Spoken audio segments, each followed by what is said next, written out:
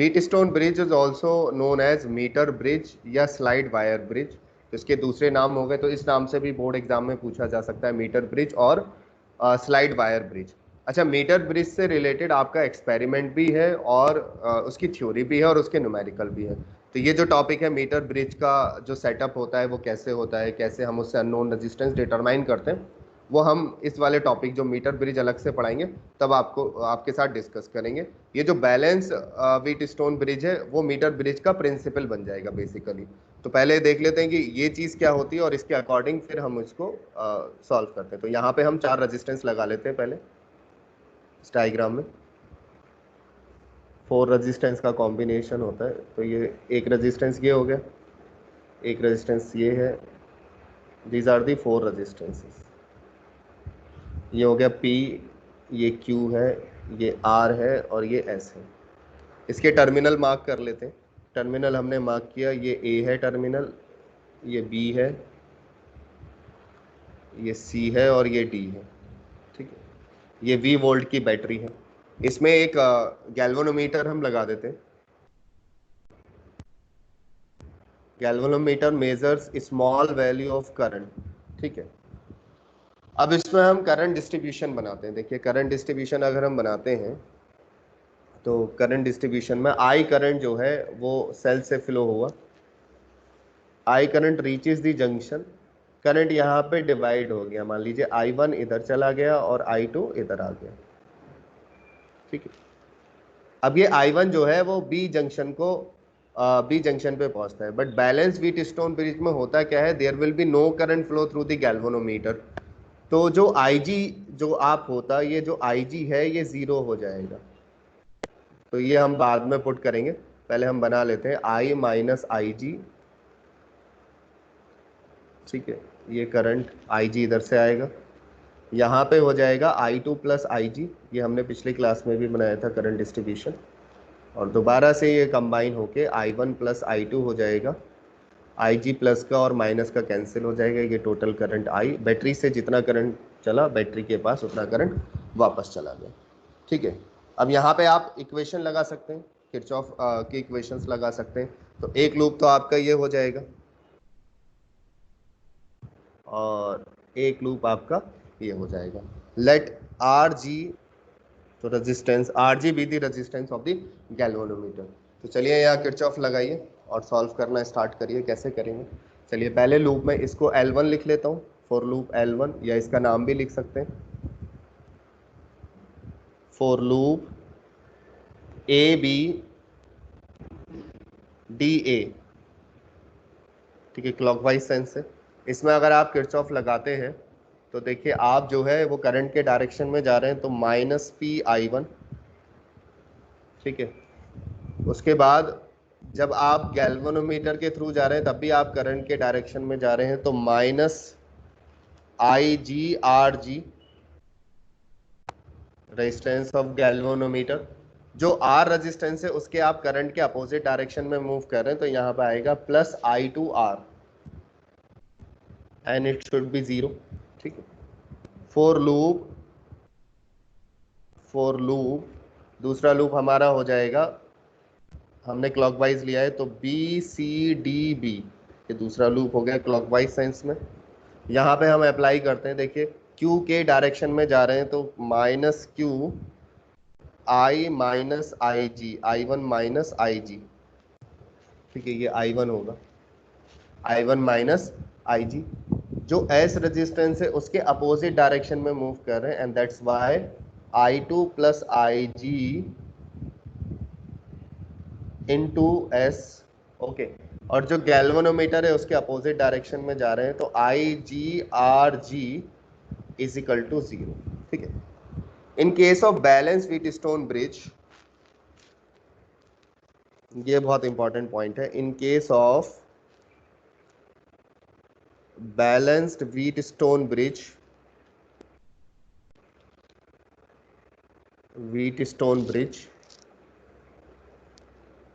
ठीक है, जो IG है वो 0 होता है। There is no current flow through the galvanometer,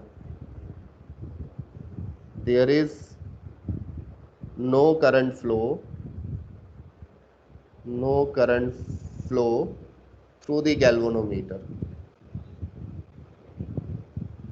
through the galvanometer, galvanometer से कोई करंट फ्लो नहीं होता। इसका मतलब अगर गैल्वेनोमीटर से कोई करंट फ्लो नहीं हो रहा तो potential at point B is equal to potential at point D. इन दोनों पॉइंट पे पोटेंशियल क्या होगा, सेम होगा, क्योंकि अगर बी और डी पे पोटेंशियल सेम नहीं होगा तो उसमें से कोई करंट, अगर बी पे पोटेंशियल ज़्यादा होगा तो बी से डी की तरफ करंट फ्लो हो जाएगा, और अगर डी पे पोटेंशियल ज़्यादा है तो डी से बी करंट फ्लो हो जाएगा। और अगर इन दोनों का पोटेंशियल बराबर है तो इस ब्रांच में से कोई करंट फ्लो नहीं होगा। तो बैलेंस व्हीटस्टोन ब्रिज के लिए आपको ये दो कंडीशन तो मालूम ही होनी चाहिए कि बैलेंस व्हीटस्टोन ब्रिज में वीबी और वीडी का पोटेंशियल सेम होता है, current through the galvanometer zero होता है। दो कंडीशन तो ये हो गई। एक तीसरी कंडीशन हम रेजिस्टेंस के रेशियो से निकालेंगे। तो ये जो हमारी ऊपर वाली इक्वेशन है इसमें आप जो है वो IG की जगह जीरो पुट कर दीजिए। तो अगर इस वाली इक्वेशन में आप IG की जगह जीरो पुट करेंगे तो आपकी इक्वेशंस क्या हो जाएंगी, देखिए यहाँ पे ये वाला जो फैक्टर है ये जीरो हो जाएगा, ठीक है, ये रहेगा ही नहीं फैक्टर। तो अगर मैं यहाँ पे पुट करता हूँ, ठीक है, तो मेरे पास आ जाएगा माइनस I1P प्लस I2, यहाँ से हम देख सकते हैं I2R हो जाएगा, ठीक है, I2R इजिकल टू जीरो, ठीक है। इसी तरीके से जो दूसरी इक्वेशन है वो हमारी किस तरीके से कन्वर्ट हो जाएगी, ये आ जाएगा -QI1, क्योंकि ये वाला फैक्टर IG वाला जीरो हो जाएगा और ये वाला फैक्टर जीरो हो जाएगा और ये वाला फैक्टर जीरो हो जाएगा। तो ये आएगा -QI1 प्लस I2S माइनस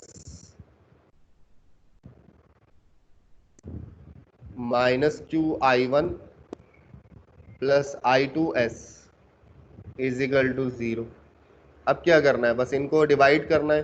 तो ये तो मैं लिख सकता हूँ I1P is equal to I1Q is equal to I2R और I2S। I2 से I2 कैंसिल, I1 से I1 कैंसिल। इसका मतलब जो कंडीशन आएगी वो P upon Q equal to R upon S।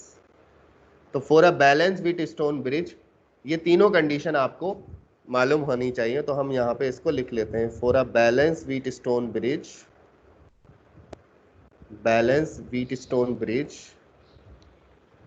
ठीक है। तो बैलेंस व्हीटस्टोन ब्रिज के लिए जो हमारे पास तीन कंडीशन है वो तीनों कंडीशन मालूम होनी चाहिए। एग्जाम में किसी भी कंडीशन से ये पूछा जा सकता है, not necessary P upon Q और R अपॉन S की कंडीशन से पूछा जाए।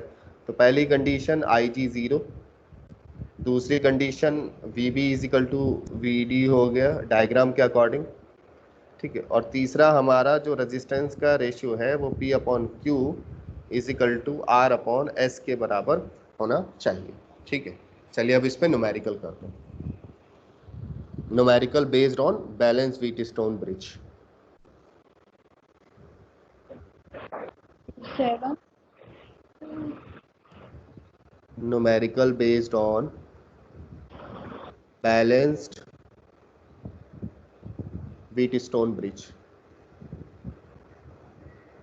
व्हीटस्टोन ब्रिज, ठीक है। तो पहला है find the equivalent resistance, find the equivalent resistance between point A and B, between point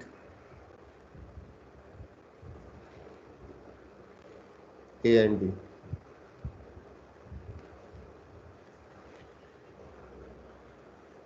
point A and B, A and B के बीच में इक्विवेलेंट रेजिस्टेंस निकाला। डायग्राम मैं बना रहा हूँ आपके लिए।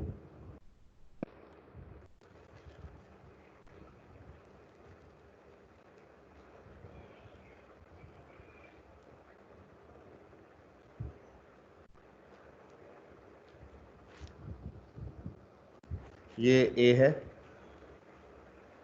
ये B है, ठीक है। यहाँ पे रेजिस्टेंसेस हमने लगा दिए, ये सारे रेजिस्टेंसेस R वैल्यू के हैं, ये भी R है, ये भी R है, this is also R and this is also. तो आपको A एंड B के बीच में इक्विवेलेंट रेजिस्टेंस फाइंड आउट करना है। तो आप क्या कर सकते हैं कि इस वाले पार्ट को फ्लिप कर सकते हैं, ओपन कर सकते हैं। तो अगर आप इस वाले पार्ट को फ्लिप करेंगे, ओपन करेंगे, तो ये जो डायग्राम है ये इस तरीके से कन्वर्ट हो जाएगा आपका। ये तो आपका ट्राइंगल था ही, ठीक है। तो ये वाला पार्ट आपका ओपन हो जाएगा फ्लिप करके, ये ट्राइंगल बन गया आपका, ठीक है। ये आपका पॉइंट बी है। जब आप इसको ओपन करेंगे तो ये इस तरीके से ओपन हो जाएगा, ये ए पॉइंट आ जाएगा। अब देखो ए पॉइंट तो ये आ गया आपका, बी पॉइंट ये आ गया, ये रेजिस्टेंसेस हो गए आर वैल्यू के,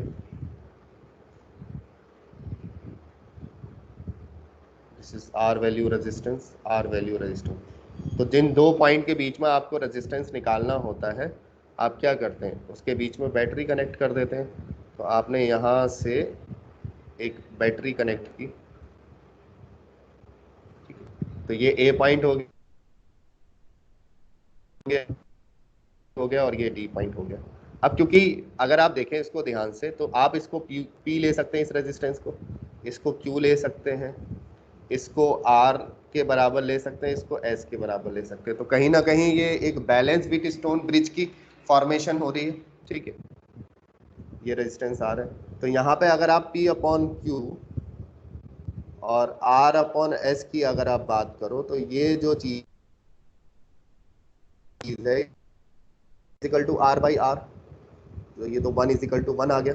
यानी कि ये जो बीच वाला रेजिस्टेंस है, अब आपको बड़े ध्यान से ये चीज देखनी है, ये जो बीच वाला रेजिस्टेंस है, इसमें कोई करंट फ्लो नहीं होगा। आप इसको सर्किट में से निकाल सकते हैं, आप इसको सर्किट में से निकाल दीजिए, और आपका potential at point C is equal to potential at point D हो जाएगा, क्योंकि इस इन दो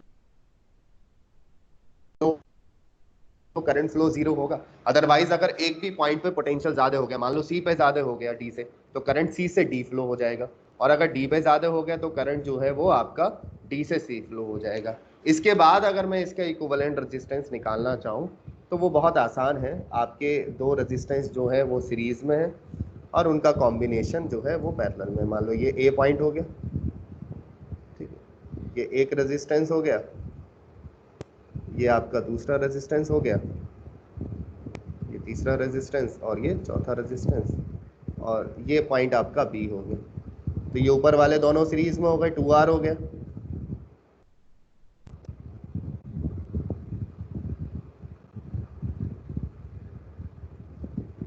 ओके, तो यहां से आपका इक्विवेलेंट आ जाएगा R equivalent 1 upon R equivalent 1/2R plus 1/2R। तो R equivalent is equal to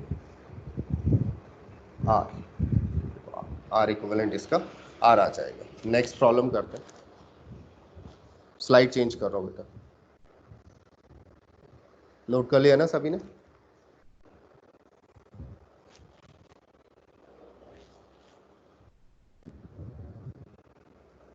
next question, what will be the change, what will be the change in the resistance of a circuit, in the resistance of a circuit, of a circuit between A and B, between A and B, consisting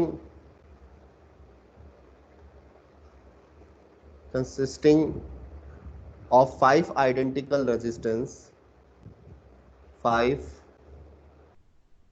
identical resistances, identical resistances. If two similar resistances are added, similar resistances are added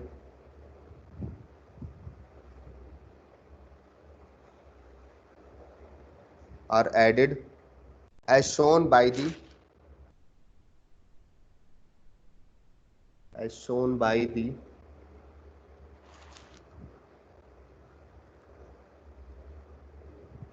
dashed line. तो मैं अब circuit बना रहा हूं। तो ये 5 resistance आपको दे रखे हैं।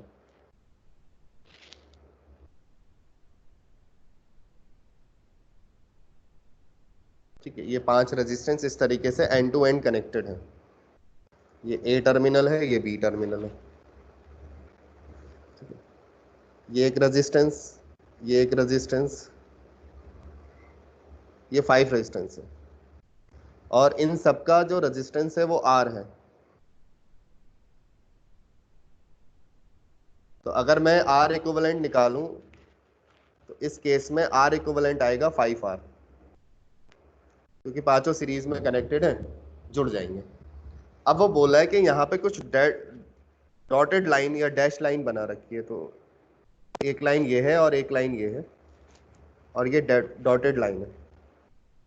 अब इस डॉटेड लाइन की जगह अगर 2 आइडेंटिकल रेजिस्टेंस और जोड़ दिए जाए, यानी कि डायग्राम कुछ इस तरीके का हो जाए आपका, कि ये डायग्राम इस तरीके का हो जाएगा।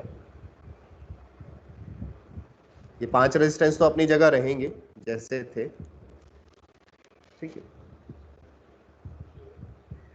और इसकी जगह आपने जो डॉटेड लाइन है उसकी जगह 2 रेजिस्टेंस और जोड़ देंगे आप, आइडेंटिकल, यानी कि आर वैल्यू के जोड़ देंगे। ये आर वैल्यू, ये आर वैल्यू, ये पॉइंट ए है, ये पॉइंट बी है। आर आर आर, अब तक तो इसका रेजिस्टेंस 5R था। अब ये जो डॉटेड लाइन थी इसकी जगह एक रेजिस्टेंस मैंने ये जोड़ दिया आर, और एक रेजिस्टेंस ये जोड़ दिया आर। तो इस केस में अब आर इक्विवेलेंट कितना होगा between A and B?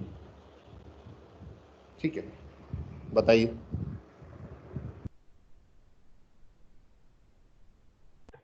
Sir 3R।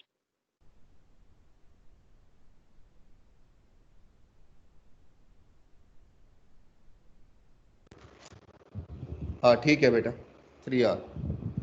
तो ये जो रेजिस्टेंस है, अब जैसे देखो ये बैलेंस विथ स्टोन ब्रिज बन गया, यानी कि इस वाले का रेशियो और इस वाले का रेशियो 1 हो गया, इस वाले का रेशियो और इस वाले का रेशियो 1 हो गया। तो ये वाला जो रेजिस्टेंस है वो हटाया जा सकता है। तो जब हमने ये रेजिस्टेंस हटाया तो हमारा ये जो सर्किट है वो इस तरीके से रिड्यूस हो गया। देखो ए पॉइंट तो हमारा ये है, ये जो इससे रेजिस्टेंस डायरेक्टली कनेक्ट है वो आ गया। ठीक है, अब एक रेजिस्टेंस ये हो गया और एक रेजिस्टेंस ये हो गया। ठीक है, एक रेजिस्टेंस आपका ये हो गया, एक रेजिस्टेंस ये हो गया। ठीक है, ये और कनेक्टेड हो गया बी से। अब हम जानते हैं कि ये जो इसका कॉम्बिनेशन अभी हमने थोड़ी देर पहले सॉल्व किया आर के बराबर आ रहा था, तो इसको सिंपली आर लिख सकते हैं, बार बार सॉल्व करने की रिक्वायरमेंट नहीं है। तो ये आर हो गया। ठीक है, इसी तरीके से इसका पूरा आर इक्विवेलेंट जो है वो आर के बराबर आ जाएगा, और ये हमारा बी पॉइंट आ जाएगा, सॉरी आर आ जाएगा। ठीक है, तो हमारे पास जो आर इक्विवेलेंट आ जाएगा इस केस में R equivalent dash which is equal to 3R। तो पहले क्या था 5R था, बाद में क्या हो गया 3R हो गया। ठीक है, सबको बात समझ? In this shown in figure shown in figure find the equivalent resistance, find the equivalent resistance between point A and B,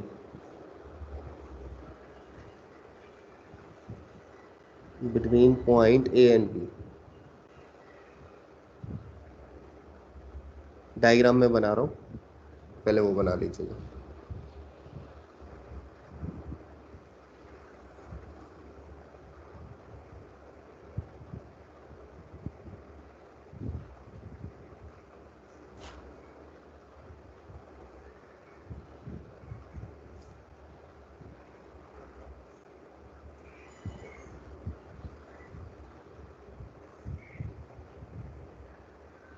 resistances mark करिए यहाँ पे। This is 3 ohm resistance, this is 5 ohm resistance, this is 4 ohm resistance, ठीक है, this is point B, this is point A, ठीक है, this is 2 ohm resistance and this is 6 ohm resistance। चलिए, find the equivalent resistance between point A and B।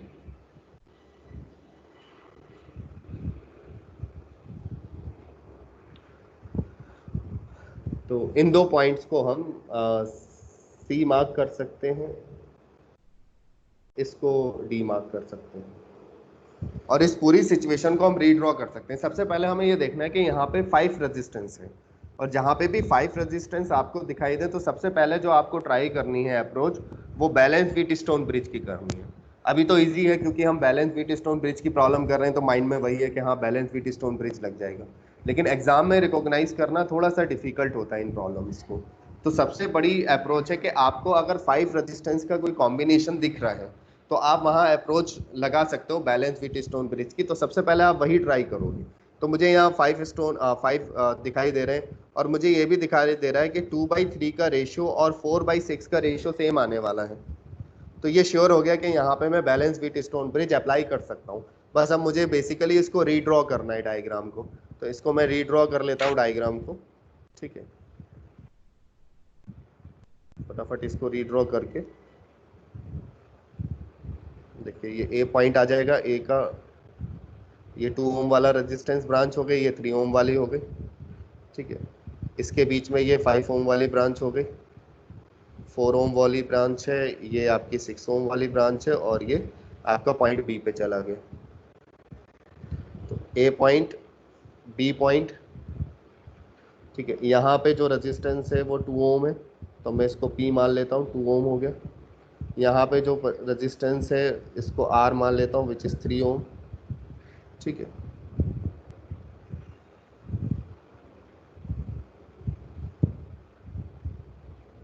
अब देखो इसका एक ये पॉइंट डी हो जाएगा ऊपर वाला,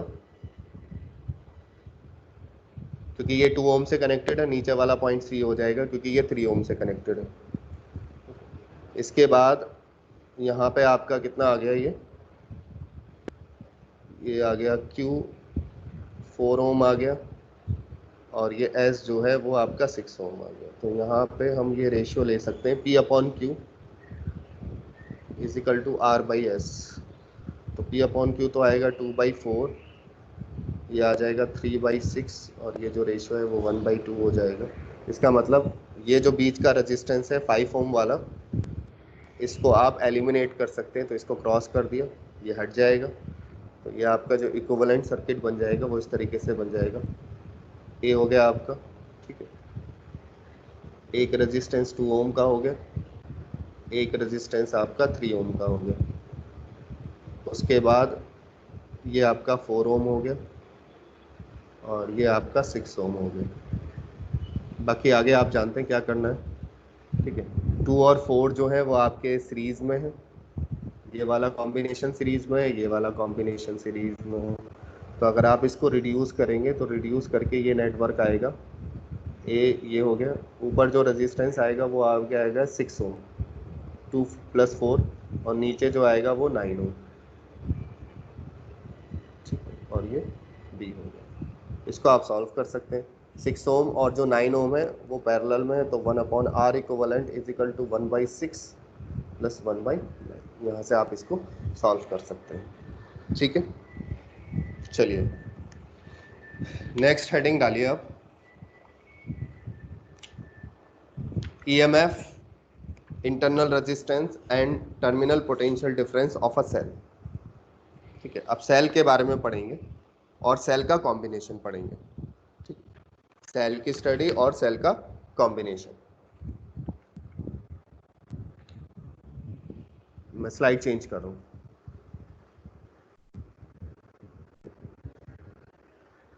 तो हमारे पास हेडिंग हो गई EMF,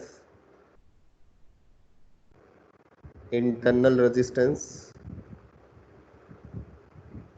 internal resistance and terminal potential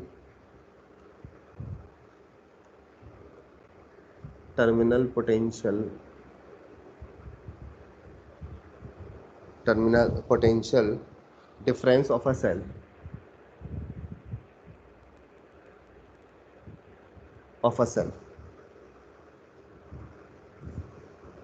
इसका कुछ पार्ट हम पहले डिस्कस कर चुके हैं, बट इस पार्ट में हम जो डिस्कशन करेंगे वो इसका पूरा mathematical analysis and graphical analysis, ठीक है, वो डिस्कस करेंगे। चलिए स्टार्ट करते हैं, ईएमएफ से स्टार्ट करते हैं। तो ईएमएफ मैं आपको ऑलरेडी एक्सप्लेन भी कर चुका हूँ, तो यहाँ पे ब्रीफ में ही एक्सप्लेन करूंगा। मेन हमारा कंसर्न है terminal potential and internal resistance को समझना, ठीक है। तो अगर हम बात करें ईएमएफ की, तो मैंने आपको सर्किट बना के समझाया था। मान लीजिए ये सर्किट है, आर रेजिस्टेंस है, यहाँ पे आपका एक सेल है वी पोटेंशियल का।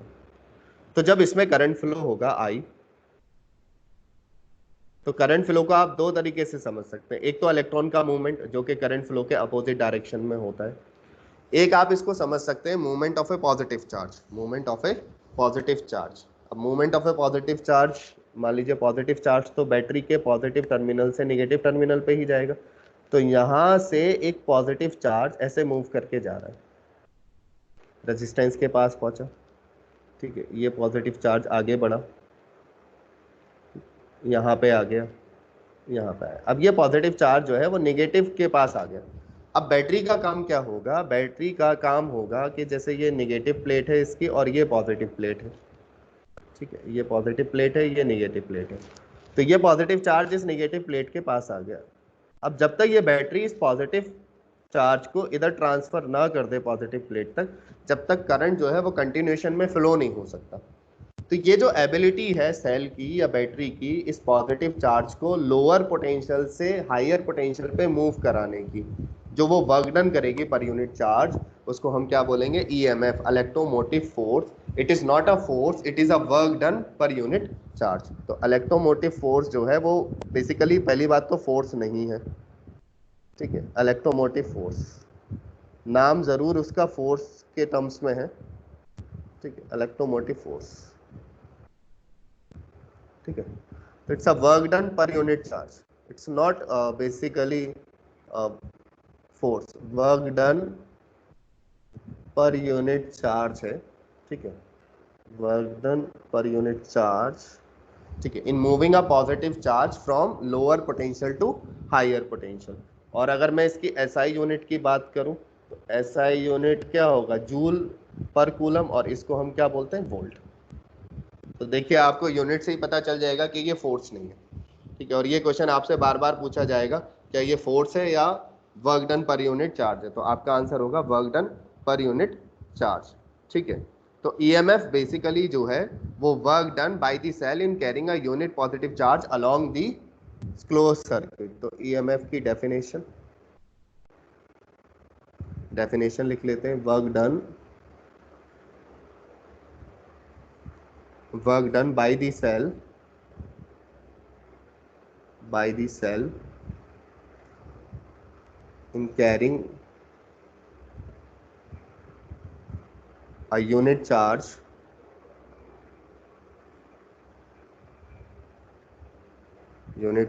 along the closed circuit, ठीक है।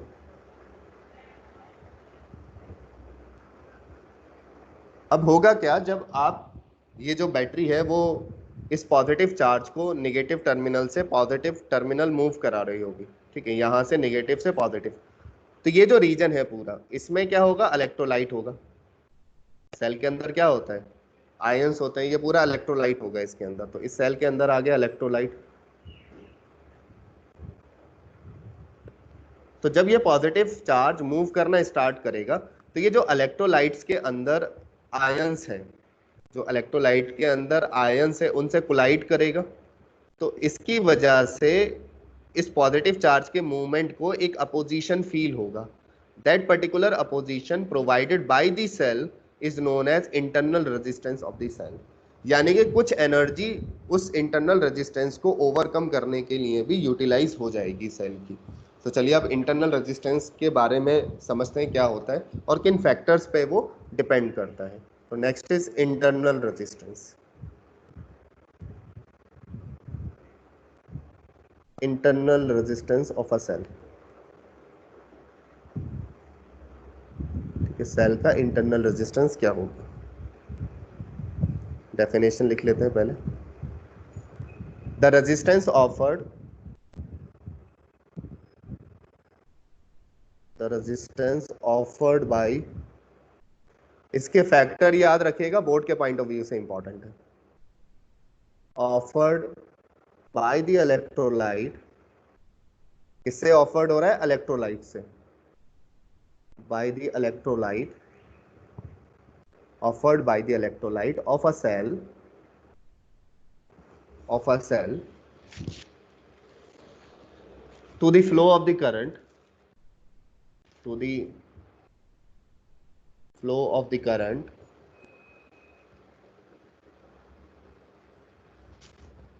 between its electrode, कहां पर, between its electrode, negative electrode से लेके पॉजिटिव, between its electrodes। तो जो इंपॉर्टेंट टर्म्स है मैं अंडरलाइन करता जा रहा हूं, ये आपकी डेफिनेशन में जरूर होना चाहिए। Electrodes is called internal resistance, is called internal resistance of the cell, internal resistance of a cell, ठीक है। फैक्टर्स किस किस पे डिपेंड करता है, ये बोर्ड के पॉइंट ऑफ व्यू से इंपॉर्टेंट है। The internal resistance, the internal resistance of a cell depends on following factor, resistance of a cell depends on following factor, depends on following factor. क्या क्या हो सकते हैं आप ही बताइए। एक तो कंसंट्रेशन बहुत इंपॉर्टेंट है, ज्यादा कंसंट्रेशन होगा तो ज्यादा पोजीशन होगी, है ना, इलेक्ट्रॉन के वो जो पॉजिटिव चार्ज मूव हो रहा है वो ज्यादा ज्यादा कोलाइड करेगा, क्योंकि कोई भी रेजिस्टेंस जो है वो कोलिजन की वजह से होता है। तो पहला फैक्टर है nature of the electrode, nature of the electrolytes, कैसा नेचर है उसका, ठीक है, वीक है या स्ट्रॉन्ग है, ठीक है। तो nature of the electrolyte, of the electrolyte, पहला फैक्टर तो ये होगा।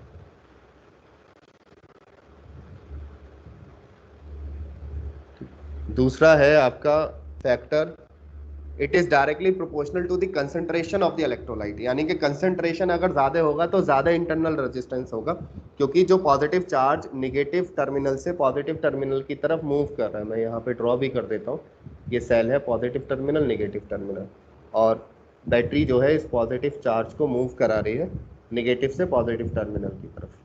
तो अगर यहाँ पे कॉन्सेंट्रेशन ज्यादा हो गया, मान लीजिए यहाँ पे जो कॉन्सेंट्रेशन है वो बहुत ज्यादा है, तो इस पॉजिटिव चार्ज के मूवमेंट में बहुत ज्यादा रिस्ट्रिक्शन आ जाएगा। तो आप क्या बोलोगे, इंटरनल रेजिस्टेंस या इंटरनल अपोजिशन सेल का बढ़ गया। तो कौन सा फैक्टर हो गया, it is directly, it is directly proportional, it is directly proportional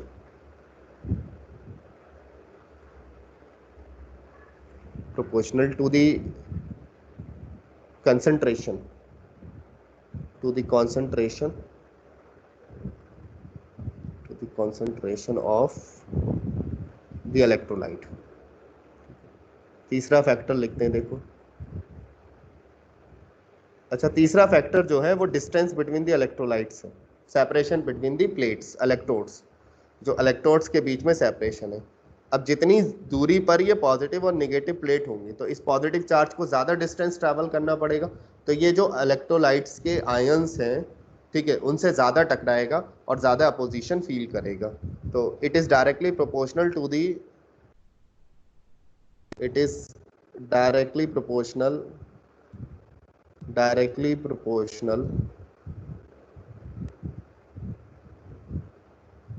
directly proportional to the distance, to the distance between the electrodes, between the electrodes, between the electrodes, ठीक है। इलेक्ट्रोड्स में जितना ज्यादा डिस्टेंस होगा उतना ज्यादा इंटरनल रेजिस्टेंस होगा, क्योंकि अपोजिशन ज्यादा फील होगा ज्यादा डिस्टेंस कवर करने में, क्योंकि इस पॉजिटिव चार्ज को नेगेटिव टर्मिनल से पॉजिटिव टर्मिनल तो पहुंचना ही है, ठीक है। तो ज्यादा डिस्टेंस ट्रेवल करके पहुंचेगा तो ज्यादा होगा उसका अपोजिशन। चौथा पॉइंट है, fourth point, it varies inversely, it varies inversely, यानी कि इनवर्स रिलेशन हो, inversely as the common area, as the common area of the electrodes, of the electrodes immersed in the electrolyte, immersed in the electrolytes, in the electrolytes, ठीक है। तो ये कुछ important point हैं जिन पर जो है वो इंटरनल रेजिस्टेंस डिपेंड करता है। ओके, टेम्परेचर का इफेक्ट हम ऑलरेडी डिस्कस कर चुके हैं, तो वो इफेक्ट जो है वो हम डिस्कस नहीं करेंगे। अच्छा, इसमें एक चीज़ और आप ध्यान रखिएगा, जो internal resistance of freshly prepared cell होता है वो लो होता है, ठीक है। बट जैसे जैसे हम सेल यूज़ करते चले जाते हैं उसका इंटरनल रेजिस्टेंस बढ़ता चला जाता है। इसका मैं एक आपको एग्जांपल दे सकता हूँ। जैसे जो मोबाइल की बैटरी होती है, तो मोबाइल की बैटरी जब आप चार्ज करते हैं तो हीट हो जाती है, लेकिन जब वो मोबाइल की बैटरी ज़्यादा पुरानी हो जाती है तो चार्ज करने पर ज़्यादा हीट होती है, क्योंकि उसका इंटरनल रेजिस्टेंस बढ़ चुका होता है। या यूज़ करने पर भी ज़्यादा हीट हो जाती है, क्योंकि उसका इंटरनल रेजिस्टेंस जो है वो बढ़ चुका होता है। अब वो हीट क्यों हो जाती है? वही सिंपल सी बात है, ये पॉजिटिव चार्ज जो है वो मूव कर रहा है निगेटिव से पॉजिटिव, ये पॉजिटिव चार्ज है और ये निगेटिव से पॉजिटिव प्लेट मूव कर रहा है।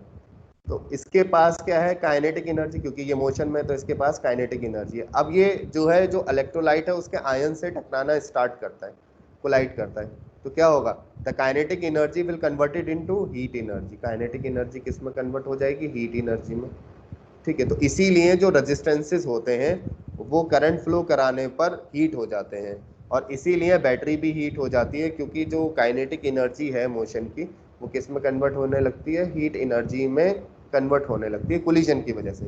ये तो कॉमन फिनोमेना है, कोई भी चलती हुई चीज़ अगर आप कोलाइड करा दोगे तो वो हीट हो जाएगी। जितनी ज़्यादा उसके पास काइनेटिक एनर्जी होगी और जब वो कोलाइड करेगी तो उतनी ही ज़्यादा हीट प्रोड्यूस होगी। तो यही रीज़न है कि बैटरी भी हीट हो जाती है, ठीक है, वाइल चार्जिंग और डिस्चार्जिंग, क्योंकि बैटरी को आप चार्ज भी कर सकते हैं और डिस्चार्ज भी कर सकते हैं। यानी कि बैटरी को आप पहले चार्ज करते हैं फिर उसको यूज़ करते हैं तो वो डिस्चार्ज होती है, ठीक है। और ये दोनों पार्ट हमारे सिलेबस का हिस्सा है, हमें चार्जिंग ऑफ अ सेल भी पढ़ना है और डिस्चार्जिंग ऑफ अ सेल भी पढ़ना है। तो होता क्या है कि जब ये आयंस मूव करता है, ये पॉजिटिव आयन मूव करता है तो कोलाइड करता है और इसकी काइनेटिक एनर्जी हीट एनर्जी में कन्वर्ट हो जाती है। और यही रीज़न हम दे सकते हैं किसी एक्सटर्नल रेजिस्टेंस के भी हीट होने का।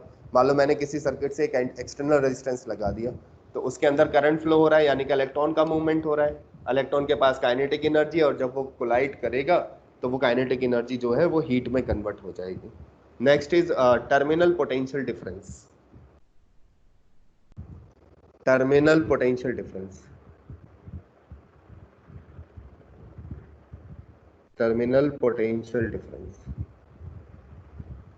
Potential difference.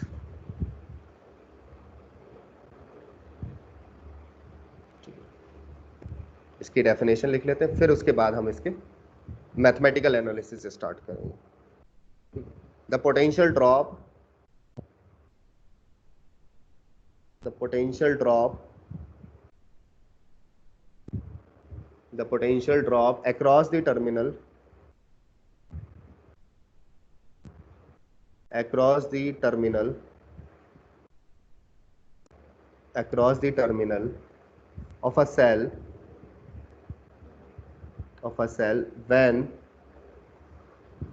a current is being drawn, when a current is being drawn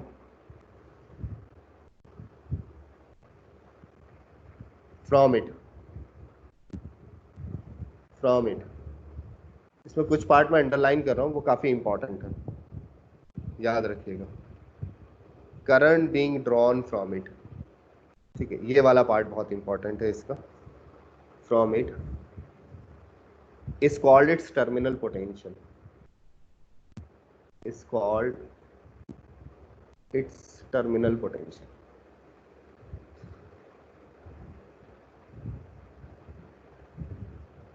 terminal potential, चलिए समझते हैं इसको। तो यहां पे मैं दो सर्किट बनाऊंगा, एक ओपन सर्किट, एक क्लोज सर्किट। देखो, तो सबसे पहले तो अब ये समझ लो कि ये मान लो सेल है और इसके साथ एक हम छोटा सा रेजिस्टेंस शो करेंगे। वो जो छोटा सा रेजिस्टेंस है वो basically internal resistance of a cell को रिप्रेजेंट करेगी। ये आर हो गया, ये ईएमएफ हो गया, ठीक है। ये इसके दो एंड हो गए बैटरी के जो टर्मिनल होते हैं ए और बी, ठीक है। तो ये जो पूरा यूनिट है, ये जो कंप्लीट यूनिट है, ये सेल कहलाता है, ठीक है। अब मैं ये कंप्लीट यूनिट बना रहा हूँ, ये पूरा सेल है, यानी कि सेल के अंदर अब हमें ये चीजें सोचनी है। सेल के अंदर उसका अपना ईएमएफ होता है, ठीक है, इंटरनल रेजिस्टेंस होता है, और उसके जो टर्मिनल होते हैं जो बाहर हमें दिखाई देते हैं, उसके अक्रॉस जो पोटेंशियल होता है वो ईएमएफ से डिफरेंट होता है, ठीक है। तो ये हमारा जो है वो सेल हो गया, ये पूरा यूनिट क्या है, सेल। तो जो VA माइनस VB है, ये है आपका टर्मिनल बोलते हैं टर्मिनल पोटेंशियल डिफरेंस, ठीक है, पोटेंशियल डिफरेंस, ठीक है। जो E है वो EMF को रिप्रेजेंट कर रहा है, और जो R है वो है internal resistance of the cell, internal resistance of a cell, ठीक है। तो जब भी अब सेल की बात होगी आपको ये तीन चीजें सेल के बारे में मालूम होनी चाहिए, उसका EMF क्या है, उसका टर्मिनल पोटेंशियल क्या है, और उसका जो है इंटरनल रेजिस्टेंस क्या है। जैसे सपोज फॉर एग्जांपल अगर मैंने आपको एक 12 वोल्ट की बैटरी दे दी, ठीक है, ये जो रेटेड वोल्टेज होते हैं, जैसे 12 वोल्ट की हमने बैटरी परचेज की, ये जो रेटेड वोल्टेज है ये है EMF, ठीक है। लेकिन जब आप इस 12 वोल्ट की बैटरी को कनेक्ट करोगे इन सर्किट, कनेक्टेड इन सर्किट, किसी भी सर्किट में आप जब इसको कनेक्ट करोगे तो आपको जो टर्मिनल पोटेंशियल मिलेगा, टर्मिनल पोटेंशियल जो मिलेगा वो आप बताइए 12 वोल्ट से कम मिलना चाहिए या ज्यादा। टर्मिनल पोटेंशियल डिफरेंस जो कि VA माइनस VB है, ठीक है, VA माइनस VB है, वो बेसिकली लेस देन 12 वोल्ट होगा। कोई रीजन बता सकता है क्यों होगा 12 वोल्ट से कम? रेटिंग उसकी 12 वोल्ट की है, आप मार्केट से 12 वोल्ट की ही बैटरी लाए हो, लेकिन उसका जो टर्मिनल पोटेंशियल एक्चुअल सर्किट में आपको मिलेगा वो 12 वोल्ट से कम मिलेगा, क्योंकि कुछ पोटेंशियल अक्रॉस इंटरनल रेजिस्टेंस भी यूज हो जाएगा, ये आपको ध्यान रखना। तो उसकी जो EMF था 12 वोल्ट का, उसका कुछ पार्ट तो इंटरनल रेजिस्टेंस के अक्रॉस ड्रॉप हो गया, तो A और B के अक्रॉस मुझे जो है वो 12 वोल्ट नहीं मिलेगा, उससे कम मिलेगा, ठीक है। वाइल डिस्चार्जिंग, जब मैं उसको डिस्चार्ज कर रहा हूँ, चार्जिंग के टाइम वो ज़्यादा मिलेगा। अब इसी चीज़ को हमें मैथमेटिकली देखना है। चलिए मैं स्लाइड चेंज करता हूँ और समझते हैं कि ये टर्मिनल पोटेंशियल डिफरेंस हम निकालते कैसे हैं। तो सबसे पहला हम इसको दो पार्ट में पढ़ेंगे, चार्जिंग एंड डिस्चार्जिंग। तो पहले हम पढ़ते हैं डिस्चार्जिंग ऑफ अ सेल, यानी कि आपने एक सेल ले लिया और उसको रेजिस्टेंस से लगा दिया तो वो डिस्चार्ज होगा, उसकी एनर्जी यूज होगी रेजिस्टेंस के अक्रॉस, तो वो जो कैटेगरी है वो किस में आएगी, डिस्चार्जिंग ऑफ अ सेल। तो पहला हेडिंग है हमारा डिस्चार्जिंग, न्यूमेरिकल दोनों पे है आपके सिलेबस में, डिस्चार्जिंग ऑफ अ सेल। आप इसमें ये मान के चलते हैं ये सेल पहले से चार्ज्ड है और आपको किसी रेजिस्टेंस में लगाना है, ठीक है, discharging of a cell. Circuit बना लेते हैं इसका, ठीक है। ये आपका एक्सटर्नल रेजिस्टेंस R, ठीक है, ये आपका सेल हो गया EMF E और इसका इंटरनल रेजिस्टेंस R, ठीक है। इसमें एक स्विच S लगा दिया आपने,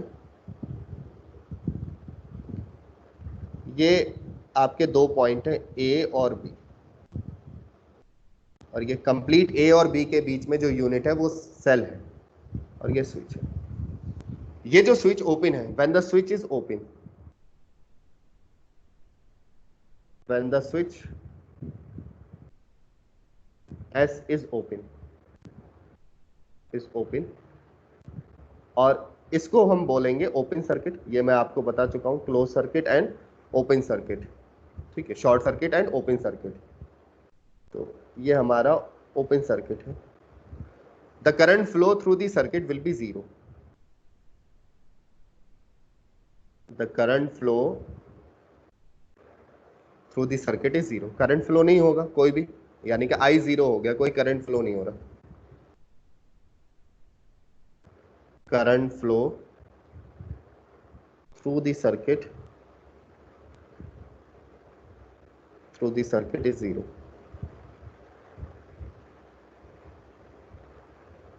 कोई करंट फ्लो नहीं हो रहा, आई इज जीरो। तो मैं लिख देता हूं करंट आई जीरो है। अब मैं आपको कहूं कि इस सर्किट में आप जो है वो किरचॉफ लगाइए, ठीक है। तो अगर मैं इसमें किरचॉफ लगाता हूं, मैं पहले लूप सेलेक्ट कर लेता हूं। चलिए मैंने लूप सेलेक्ट कर लिया क्लॉकवाइज। तो अगर इसमें कोई करंट फ्लो हो रहा होता, जैसे अगर मान लो मैं थोड़ा आसानी के लिए करंट मान भी लूं, वैसे तो ये जीरो है, ठीक है। तो अगर मैं इसमें करंट फ्लो मानूं तो कैसे, अब मुझे जो है ए से बी जाना है इस सर्किट में। तो ए से बी अगर मैं, तो हमने अभी किरचॉफ लगाना सीखा तो ओपन सर्किट में या पार्ट ऑफ ए सर्किट में। तो ए से बी आप एक पार्ट ऑफ सर्किट मान सकते हैं। ए पे पोटेंशियल आप बोल सकते हैं वीए है, और बी पे पोटेंशियल जो है वो वीबी है। तो आप कैसे लगाओगे, आप बोलोगे पोटेंशियल एट ए वीए, ठीक है, ओके। आप बैटरी के पॉजिटिव से नेगेटिव टर्मिनल जा रहे हैं, आप इसको लिखेंगे माइनस ई, ठीक है। रेजिस्टेंस के अक्रॉस, ये जो रेजिस्टेंस आपको दिख रहा है, ये जो रेजिस्टेंस है, इसके अक्रॉस तो कोई करंट ही फ्लो नहीं हो रहा, तो इसके अक्रॉस आप लिख देंगे प्लस 0 इंटू आर, कोई करंट फ्लो नहीं हो रहा, इजिकल टू वीबी। तो जब आप VA VB निकालेंगे तो ये जो है वो एग्जैक्टली EMF के बराबर आएगा, यानी कि terminal potential difference is equal to EMF in case of open circuit. अभी इसको कंपेयर करेंगे। अब पहले क्लोज सर्किट देख लेते हैं, फिर हम बताएंगे कि क्या EMF को कैसे, और दूसरा तरीका क्या है डिफाइन करने का। तो अब हम एक क्लोज सर्किट ले लेते हैं। मान लीजिए ये रेजिस्टेंस हो गया, सेम सर्किट है, हमने स्विच बंद कर दिया, ठीक है। ये सेल हो गया आपका विद इंटरनल रेजिस्टेंस R, ये टर्मिनल पॉजिटिव, ये नेगेटिव, ये A पॉइंट है सेल का टर्मिनल, ये B पॉइंट है दूसरा टर्मिनल, ये आपने स्विच बंद कर दिया, एस क्लोज है, ठीक है। तो ये आपका हो गया शॉर्ट सर्किट या क्लोज सर्किट। अब तो इसमें करंट फ्लो होगा, जैसे आप इसको क्लोज करेंगे current will flow, I positive से नेगेटिव की तरफ ये करंट फ्लो होता हुआ आएगा, ठीक है। ये करंट फ्लो हो रहा है आई, इंटरनल रेजिस्टेंस में भी करंट फ्लो हो रहा है आई। अब आप इसमें किरचॉफ लगाइए ए से बी तक। मान लीजिए मुझे ए से बी जाना है, तो मैंने ये पाथ ले लिया, ए से बी जाना है। ए पर जो पोटेंशियल है मैं VA ले लेता हूँ, और बी पे जो पोटेंशियल है वो मैं VB ले लेता हूँ। अब यहाँ पे इक्वेशन कैसे बनेगी, यहाँ पे इक्वेशन बनेगी, मैं बोलूँगा VA, ओके। तो ए से बी जाते वक्त हम बैटरी के पॉजिटिव से नेगेटिव टर्मिनल जा रहे हैं, तो आई विल राइट माइनस ई, और करंट के अपोजिट डायरेक्शन में जा रहे हैं, तो I will write I into R is equal to VB। और अब अगर मैं यहाँ से VA माइनस VB निकालूं तो आएगा E माइनस IR।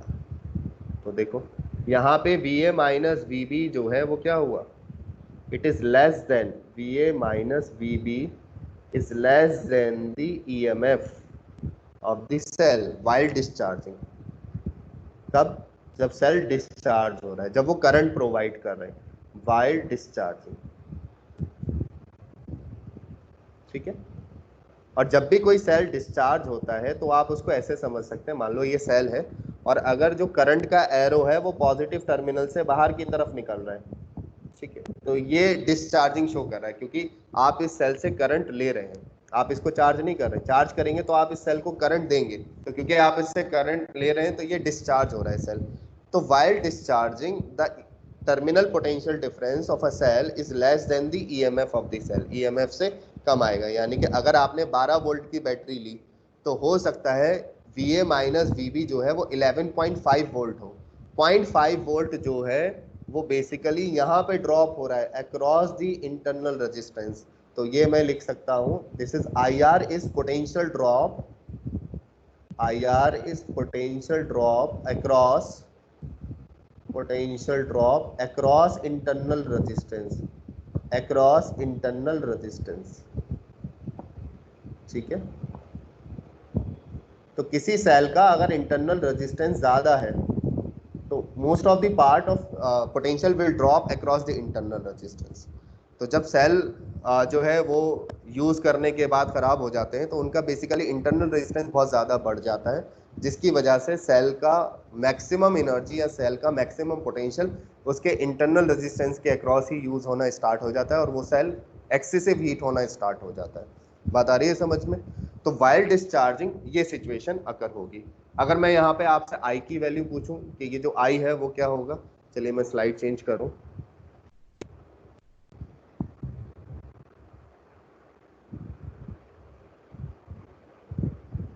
तो ये आर था, इसका इंटरनल रेजिस्टेंस आर, ये positive terminal, negative, A and B terminal, switch open है।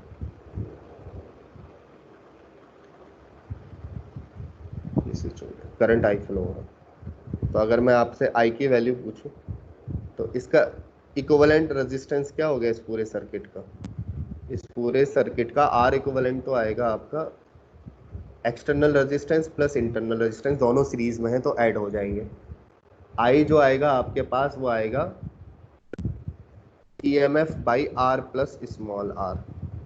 अगर आपको ऐसे नहीं समझ में आ रहा तो आप किरचॉफ लगा के निकाल सकते हैं। मान लीजिए इसमें पूरे सर्किट में किरचॉफ लगा दूं, तो अगर मैं पूरे सर्किट में किरचॉफ लगाऊंगा तो मैं बैटरी के, अगर जो बैटरी है उसके पॉजिटिव से नेगेटिव टर्मिनल मूव कर रहा हूँ, देखिए पॉजिटिव टू नेगेटिव, तो इसको लिखूंगा माइनस ई।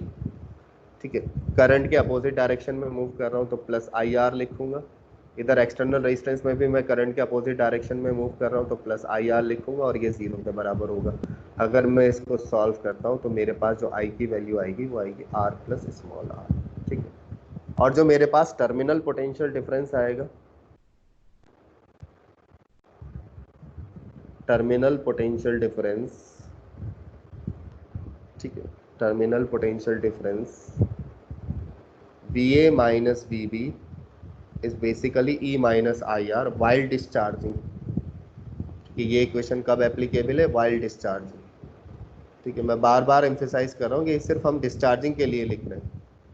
ठीक है, जब सेल डिस्चार्ज हो रहा है। ओके, तो इसको लिख सकते हैं। अब इसको बार बार VA माइनस VB ना लिखें, हम इसको V लिख सकते हैं सिंपली। तो V is equal to E minus IR लिख सकते हैं। ठीक है, एक तो फॉर्म ये हो गई हमारे पास। ठीक है, दूसरी फॉर्म हमारे पास हो सकती है V is equal to E, I की वैल्यू देखी जा सकती है यहाँ पे, E is equal to R plus capital R into small r। इसको भी सॉल्व किया जा सकता है, इसको सॉल्व कर सकते हैं। E एलसीएम ले लिया, R plus small r minus ER divided by R plus small r। इसको सॉल्व कर सकते हैं। V इज इक्वल टू, देखो जो स्मॉल r वाला और E का जो प्रोडक्ट है वो कैंसिल हो जाएगा, ऊपर बचेगा EMF into capital resistance R plus R। तो इस तरीके से भी लिखा जा सकता है। ठीक है, V is the terminal potential difference. ठीक है, चलिए नोट करके कुछ पॉइंट लिख लेते हैं।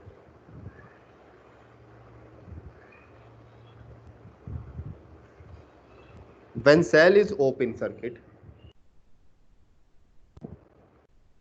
when cell is open circuit, तो ओपन सर्किट में बेसिकली आपका करंट हो गया 0 और आपके पास है VA minus VB is equal to E minus IR, जो हमारा ओपन सर्किट वाला केस था। तो इसमें I अगर हम पुट कर दें तो VA माइनस VB हमारा EMF के बराबर हो जाएगा, या फिर V is equal to EMF के बराबर, यानी कि terminal potential is equal to EMF। ये हम देख चुके हैं पहले ही। ठीक है, तो terminal potential is equal to EMF। But ऐसा कभी होगा नहीं। ऐसा इसलिए नहीं होगा क्योंकि सर्किट ओपन ही नहीं होता। आप अगर कोई बैटरी लगा रहे हैं तो आपको सर्किट तो क्लोज करना ही पड़ेगा। तो इसलिए ये एक थ्योरेटिकल कंडीशन है। दूसरी जो कंडीशन है, इन अ रियल सेल, जब आप उसको सर्किट में लगाएंगे, ठीक है, इन क्लोज सर्किट, यानी कि आपने सर्किट क्लोज कर दिया, तो आपका जो टर्मिनल पोटेंशियल है, it is always less than E while discharging of a cell, while discharging of a cell। ठीक है, ये तो बातें आप याद रखेंगे। अब चलिए इसका ग्राफिकल एनालिसिस करते हैं। ठीक है, graphical analysis, characteristic curves for a cell, heading डालिए कैरेक्टरिस्टिक कर्व। इस ग्राफ पे भी क्वेश्चंस काफी सारे पूछे जाते हैं। Characteristic curve of for a cell.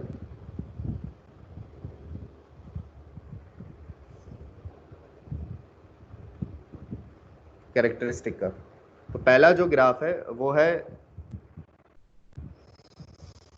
V versus I graph. पहला ग्राफ बनाते हैं V वर्सेस I ग्राफ।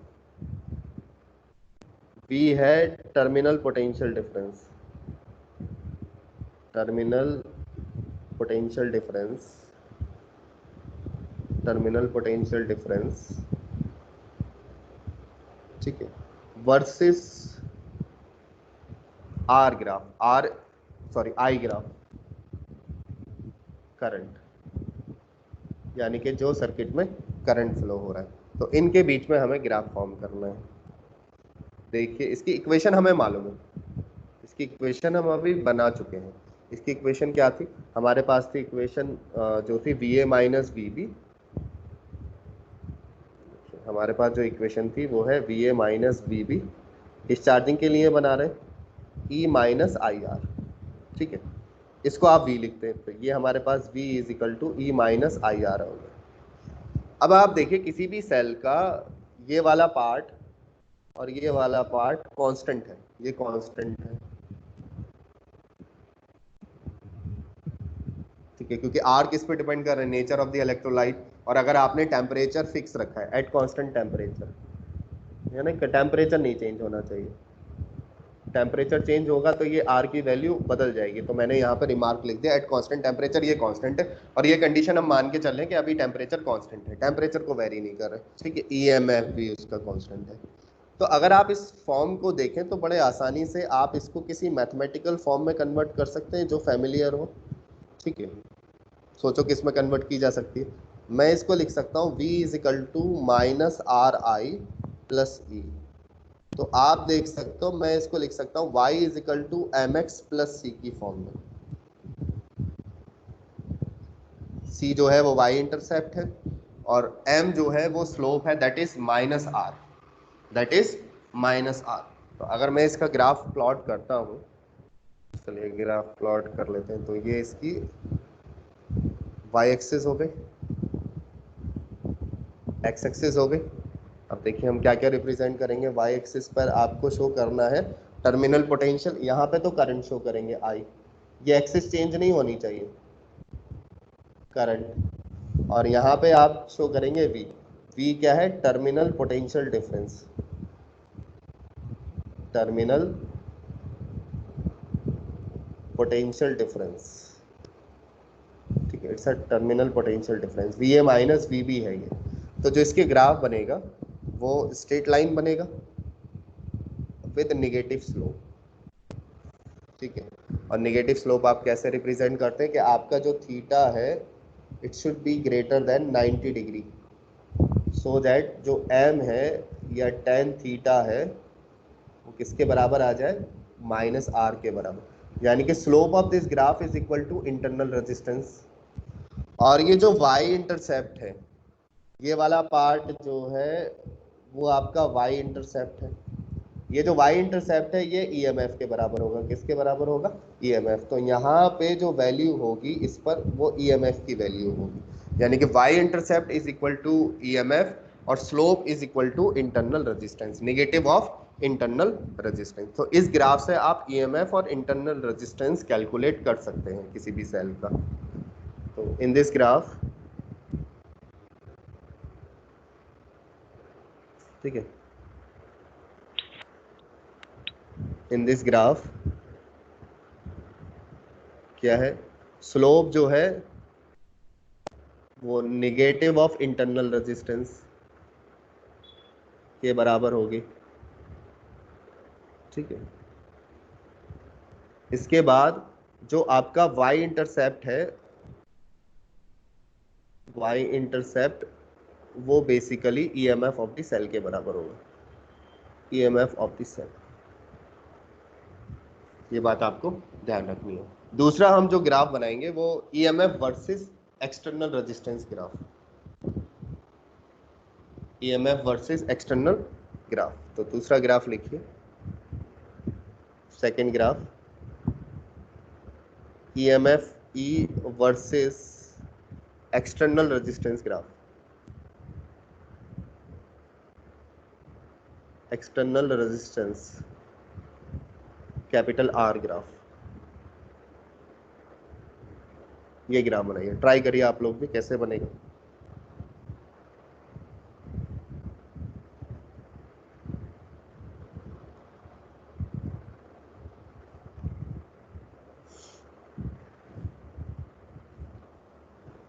देखो EMF is independent from the external resistance, EMF is independent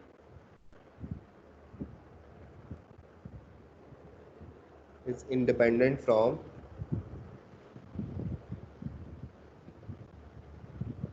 external resistance, external resistance।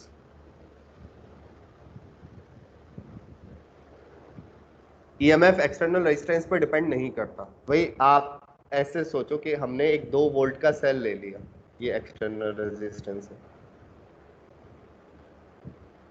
इसका ईएमएफ हम ले लेते हैं 2 वोल्ट फॉर एग्जांपल, ये इसका इंटरनल रेजिस्टेंस हो गया, क्लोज सर्किट है, करंट फ्लो हो रहा है, ये टर्मिनल पोटेंशियल हो गया ए एंड बी। ठीक है, और इसमें करंट फ्लो करा दिया आपने आई। तो अब एक्सटर्नल रेजिस्टेंस कुछ भी हो, जो सेल का ईएमएफ है वो तो जो है 2 वोल्ट ही रहने वाला है, क्योंकि ये जो 2 वोल्ट है वो तो इसके केमिकल कंपोजिशन पर डिपेंड कर रहा है। जो आप इलेक्ट्रोकेमिस्ट्री में पढ़ते हैं, ईएमएफ ऑफ ए सेल निकालते हैं इलेक्ट्रोड्स का, तो ये तो उस पर डिपेंड कर रहा है, एक्सटर्नल रेजिस्टेंस से इंडिपेंडेंट है। तो आप बताओ इसका ग्राफ कैसा बनना चाहिए, स्ट्रेट लाइन बनना चाहिए। ठीक है, क्योंकि ये इंडिपेंडेंट है, तो इसका ग्राफ हम बना लेते हैं। ये आपकी वाई एक्सिस हो गई, एक्स एक्सिस, वाई एक्सिस पर आपको क्या शो करना है, ईएमएफ। ये बहुत क्लियर होना चाहिए, क्योंकि मेजर जो आपकी दिक्कत आती है एग्जाम में वो आप एक्सिस इंटरचेंज कर देते हैं, एक्सिस में गड़बड़ कर देते हैं। तो वाई एक्सिस में मैं क्लियरली लिख रहा हूँ कि ईएमएफ चाहिए हमें, एक्स एक्सिस पे रेजिस्टेंस है एक्सटर्नल रेजिस्टेंस। ठीक है, यह है एक्सटर्नल रेजिस्टेंस। ठीक है, एक्सटर्नल रेजिस्टेंस, तो this will be a straight line. ठीक है, parallel to resistance axis, it will be a straight line, it is independent. यानी कि जो वैल्यू है, मान लो हमने अभी यहाँ पे क्या एग्जांपल लिया 2 वोल्ट का, तो ये जो वैल्यू है ये 2 वोल्ट ही है।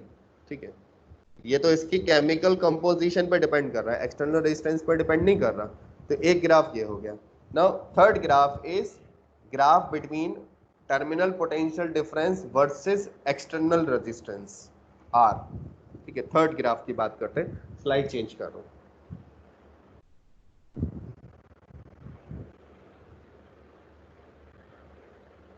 Okay, terminal potential difference, terminal potential difference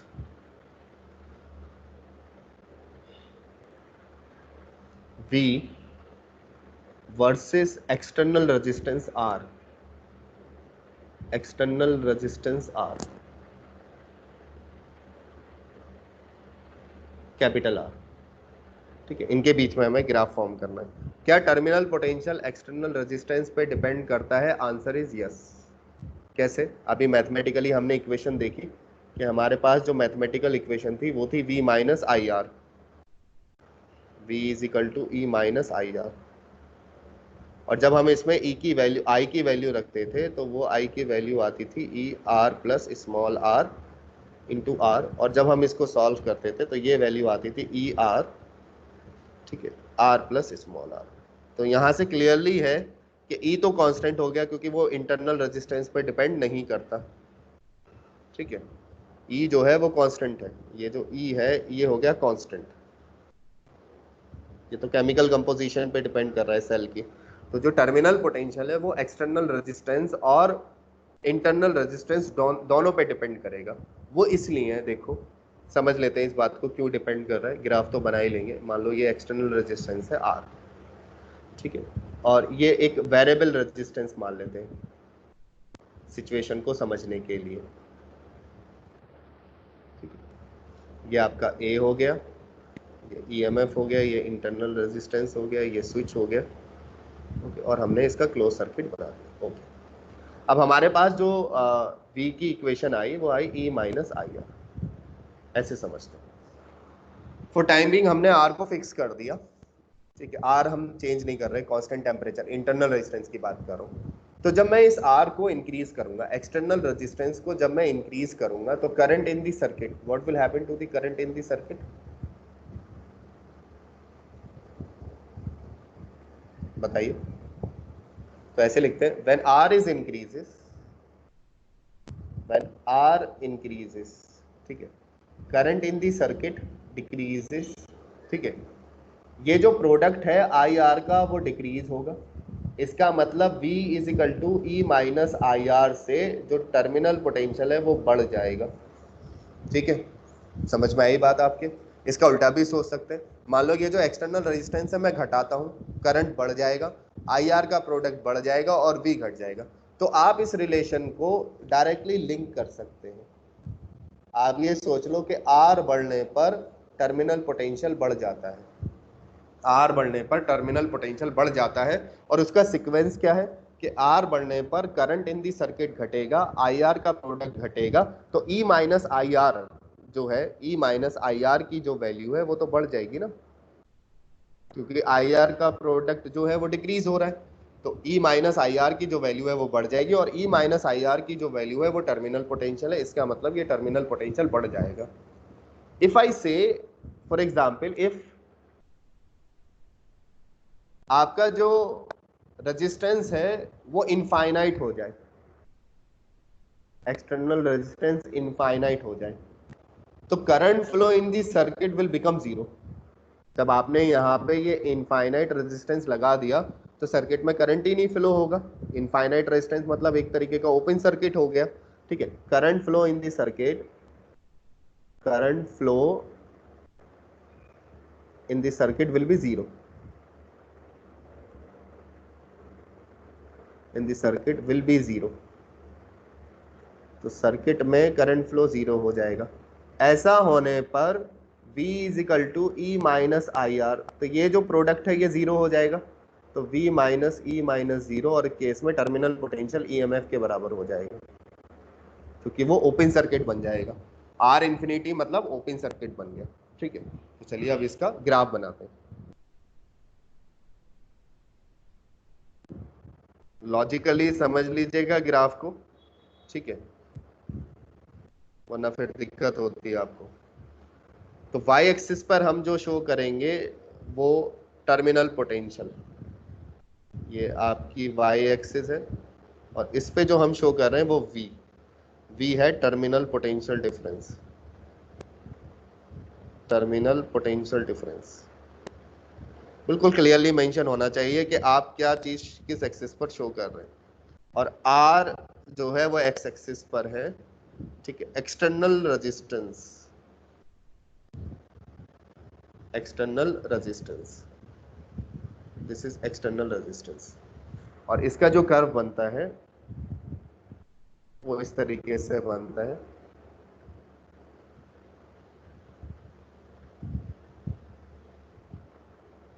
समझिएगा ऐसा क्यों हो रहा है।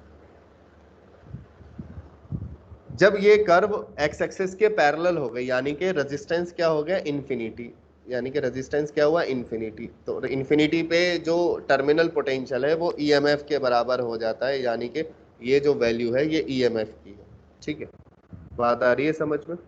और जब आपका एक्सटर्नल रेजिस्टेंस इंटरनल रेजिस्टेंस के बराबर हो जाएगा, तो ये जो वैल्यू है वोल्टेज की वो E/2 के बराबर हो जाएगी। ये भी आप कैलकुलेट कर सकते हैं। अभी आपने ये रिलेशन देखा, V = ER R+R। अब मान लो मेरा जो लोड रेजिस्टेंस है या एक्सटर्नल रेजिस्टेंस है वो इंटरनल रेजिस्टेंस के बराबर हो गया, तो जब आप इसकी कैलकुलेशन करेंगे तो ये आ जाएगा 2R और V आ जाएगा E/2। तो ये वैल्यूज दो याद रखेंगे। अच्छा, एक्सटर्नल रेजिस्टेंस को लोड रेजिस्टेंस भी बोला जाता है। क्या बोला जाता है? Load resistance. This is all about the discharging of a cell. अब हम जो बात करेंगे वो चार्जिंग ऑफ अ सेल, क्योंकि सेल के साथ दोनों फिनोमेना होते हैं, वो चार्ज भी हो सकता है और डिस्चार्ज भी हो सकता है। Should I change this slide? Okay, next is charging of a cell. Charging of a cell, cell की चार्जिंग। देखो, चार्जिंग ऑफ अ सेल में यानी कि आप एक बड़े सेल से, एक ज्यादा ईएमएफ के सेल से एक छोटे ईएमएफ के सेल को चार्ज कर रहे हो, ठीक है। जैसे फॉर एग्जांपल आप मोबाइल के पावर बैंक से मोबाइल की बैटरी को चार्ज करते हैं, तो power bank itself is a battery, वो सेल ही है। एक सेल दूसरे सेल को चार्ज कर रहा है, यानी कि जो सेल एक छोटे सेल को चार्ज कर रहा है, तो जिस सेल को आप चार्ज कर रहे हैं उसका पोटेंशियल कम होना चाहिए। तो पहले तो इसका सर्किट डायग्राम बना लेते हैं, देखते हैं।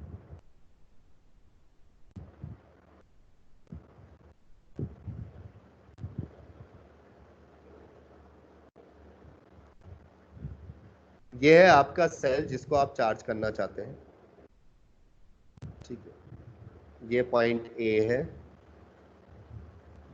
ये पॉइंट बी, ठीक है।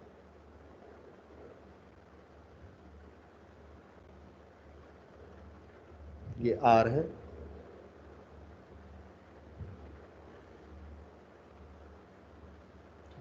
ये कहलाता है लिमिटिंग रेजिस्टेंस।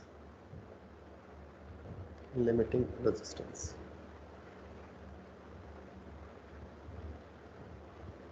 और ये कैपिटल ई है।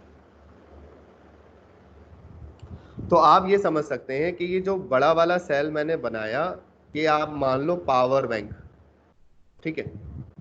ये जो आप पावर बैंक है, और ये जो छोटा सेल मैंने यहाँ पे बनाया, ये आपका मोबाइल की बैटरी है जिसको आप चार्ज कर रहे हो पावर बैंक से, ठीक है। या फिर ये जो बड़ा वाला सेल बनाया, इसको आप एज्यूम कर सकते हैं चार्जर, ठीक है, क्योंकि चार्जर भी जो है वो बैटरी को चार्ज करता है। तो ये मोबाइल चार्जर हो गया या जो है बैटरी चार्जर हो गया ई। और ये जो स्मॉल ई है, ये बेसिकली जो है वो बैटरी है मोबाइल की। तो आप एक छोटी बैटरी को या तो चार्जर से चार्ज कर रहे हैं या एक ज़्यादा पोटेंशियल की बैटरी से चार्ज कर रहे हैं। लिमिटिंग रेजिस्टेंस ये इंश्योर करता है कि इस सर्किट में ज़्यादा करंट फ्लो ना हो, अदरवाइज ये जो सेल है जिसको आप चार्ज कर रहे हैं ये डैमेज हो सकता है। तो लिमिटिंग रेजिस्टेंस इसका नाम ही है कि ये करंट को लिमिट में रखता है, ठीक है। तो इसमें करंट फ्लो होगा। देखिए, करंट फ्लो कराइए। Current flow from higher potential to lower potential. तो जो बड़ी वाली आपने एक्यूमुलेटर लगाया या जो बड़ी वाली बैटरी लगाई, उससे करंट जो है इस छोटी वाली बैटरी के पास जाएगा, ठीक है। समझिएगा बात को, बहुत इंपॉर्टेंट है ये बात। इसमें जाएगा ये। तो अगर मैं आपसे कहूं कि चार्जिंग को शो करना है, तो चार्जिंग जो है वो इस तरीके से आप शो कर सकते हैं कि एक सेल आप ऐसे बना दीजिए, ठीक है, और इसमें करंट का एरो पॉजिटिव टर्मिनल में एंटर करते हुए दिखा दीजिए। तो ये जो है ये चार्जिंग का सिंबल हो गया एक तरीके से, यानी कि ये सेल चार्ज हो रहा है। और अगर मैं डिस्चार्जिंग का सिंबल बनाऊंगा तो क्या बनेगा? डिस्चार्जिंग। डिस्चार्जिंग में तो आप करंट सेल से लेते हैं ना, तो उस केस में जो बनेगा वो ऐसे बनेगा। फर्क समझ लीजिएगा सिंबल, क्योंकि न्यूमेरिकल में ये आपको रिकॉग्नाइज करना होगा कि कौन सा सेल चार्ज हो रहा है और कौन सा सेल डिस्चार्ज हो रहा है, ठीक है। तो चार्जिंग और डिस्चार्जिंग के सिंबल आपको समझ में आने चाहिए। अगेन मुझे ए और बी के बीच में टर्मिनल पोटेंशियल फाइंड आउट करना है, तो आई विल अप्लाई किरचॉफ। ए से बी के बीच में किरचॉफ लगा दो। ए से बी के बीच में किरचॉफ लगा दो means I am applying a Kirchhoff on A part of A circuit जो कल हमने डिस्कस किया था। इस पे पोटेंशियल वी ए ले लो, इस पे पोटेंशियल VB ले लो। चलिए इक्वेशन अप्लाई करते हैं। तो VA, आप बैटरी के पॉजिटिव से नेगेटिव टर्मिनल जा रहे हैं -E, आप करंट I के डायरेक्शन में मूव हो रहे हैं across I internal resistance small r, you will write -IR is equal to VB। ठीक है, तो VA minus VB is equal to E plus IR। यहाँ पे इक्वेशन देखो बदल गई। डिस्चार्जिंग के केस में क्या आ रहा था, E माइनस IR, चार्जिंग के केस में क्या आएगा, E प्लस IR। यानी कि in case of charging the terminal potential of a cell is greater than its EMF। तो ये बहुत इंपॉर्टेंट पॉइंट है, नोट करके लिख सकते हैं। इन case of charging, in case of charging the terminal potential, the terminal potential difference of the cell, potential difference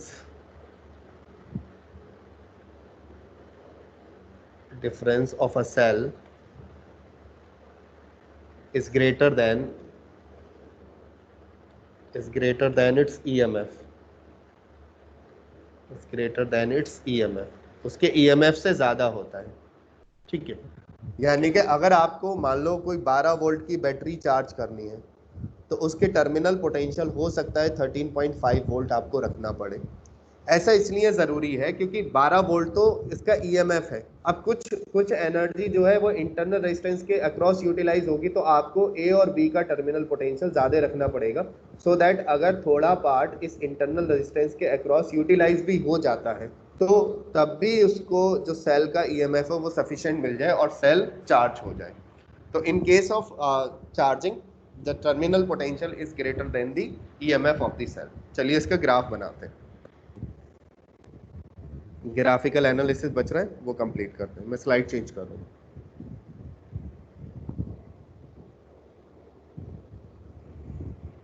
ठीक है, तो सबसे पहला ग्राफ है आपका terminal potential difference versus I graph, current graph.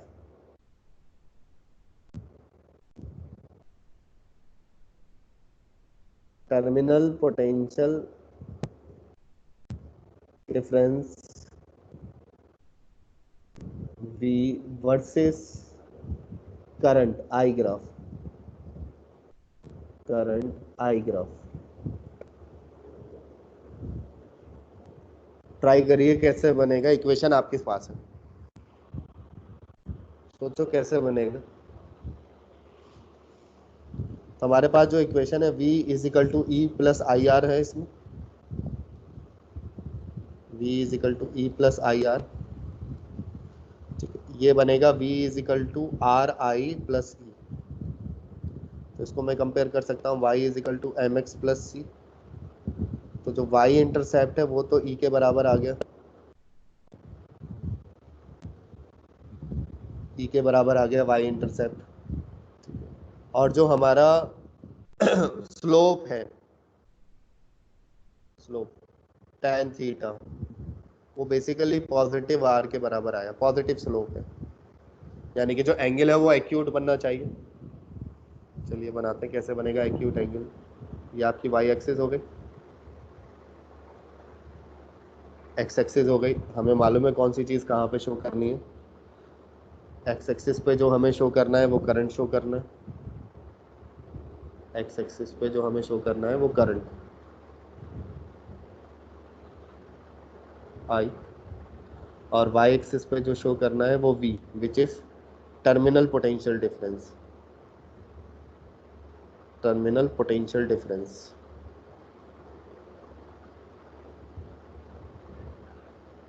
ठीक है, अब देखिए इसका जो ग्राफ बनेगा वो इस तरीके से बनेगा।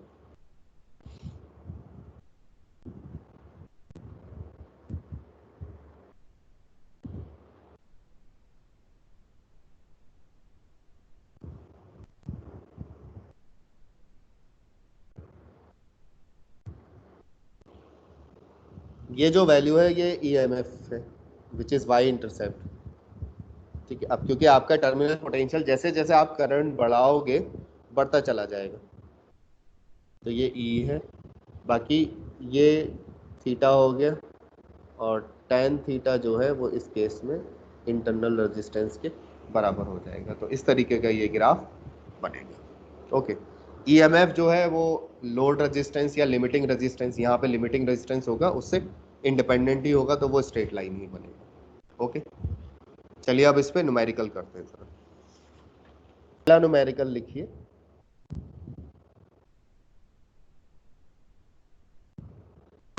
चार्जिंग और डिस्चार्जिंग पे करेंगे, एक न्यूमेरिकल ग्राफ पे करेंगे। A battery of EMF 3 volt, unit देख लीजिएगा, EMF की 3 वोल्ट मैं लिख रहा हूं, and internal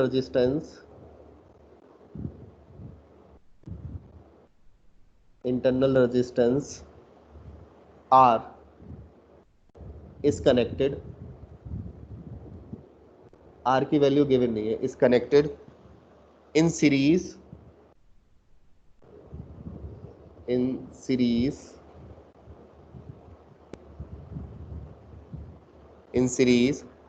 with a resistor,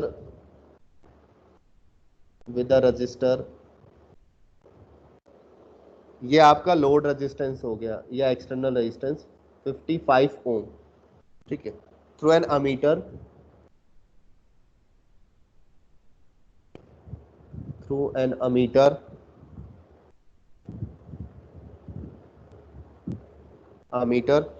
of resistance 1 ओम, यानी कि अमीटर का जो रेजिस्टेंस है वो 1 ओम है। तो अमीटर या वोल्ट मीटर भी वायर्स के बने होते हैं ना, तो उसका भी अपना रेजिस्टेंस होगा, तो वो 1 ओम गिवन है। और अमीटर कैसे कनेक्ट किया जाता है? सीरीज में। द अमीटर रीड्स, यानी कि अमीटर की जो रीडिंग है, क्या रीड करता है अमीटर? करंट रीड करता है, तो रीड्स 50 मिली एम्पियर, यानी कि जो सर्किट में करंट फ्लो हो रहा है वो 50 मिली एम्पियर हो रहा है। Draw the circuit diagram and calculate the value of internal resistance. Draw the circuit diagram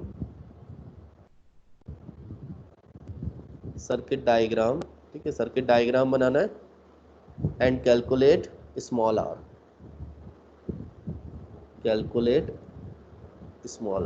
ठीक है, स्मॉल r। फटाफट सर्किट डायग्राम बनाते हैं। देखिए, एक्सटर्नल रेजिस्टेंस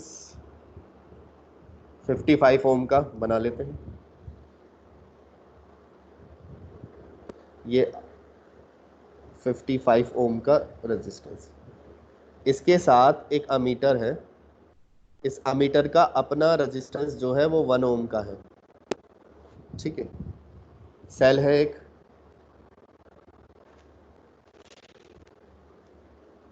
ये आपका इसका जो EMF है वो 3 वोल्ट है, इसका इंटरनल रेजिस्टेंस स्मॉल r, और इस तरीके से। और इस सर्किट में जो करंट फ्लो हो रहा है I, उसकी वैल्यू गिवन है हमें, I जो है वो कितना है? 50 मिली एम्पियर। तो इसकी दो अप्रोच हैं, या तो आप किरचॉफ लगा लीजिए, या साथ सीधा EMF और करंट का कॉन्सेप्ट आप यहाँ पे लगा लीजिए। तो अगर मैं आपसे कहूं कि जो है इसका नेट रेजिस्टेंस, एक्सटर्नल रेजिस्टेंस कितना हो गया, नेट एक्सटर्नल रेजिस्टेंस जो है वो 55 ओम तो है, प्लस 1 ओम, अमीटर का रेजिस्टेंस भी जोड़ोगे आप, तो टोटल ये हो गया 56 ओम। ओके, और अगर मैं इसका नेट रेजिस्टेंस निकालूं R इक्विवेलेंट इस पूरे सर्किट का, तो वो हो जाएगा R प्लस स्मॉल r, तो हो जाएगा 56 प्लस R ओम। और इसका EMF जो है वो कितना है? 3 वोल्ट। अब आप ये बताइए, जो करंट होता है वो क्या होता है? Current is EMF by R plus small r। ये अभी हमने किरचॉफ से निकाला था, दोबारा से भी निकाल सकते हैं, लेकिन क्योंकि ऑलरेडी हम इसको कैलकुलेट कर रहे हैं तो मैं डायरेक्ट रिलेशन यहाँ पे यूज कर रहा हूँ। यहाँ पे वैल्यू पुट करिए, आपकी करंट की वैल्यू है 50 milliampere, that is 50 into 10 to the power -3। E की वैल्यू है 3, R की वैल्यू है 56 प्लस स्मॉल r। यहाँ से आप स्मॉल r कैलकुलेट कर सकते हैं। इसके अलावा आप इसमें टर्मिनल पोटेंशियल भी कैलकुलेट करेंगे।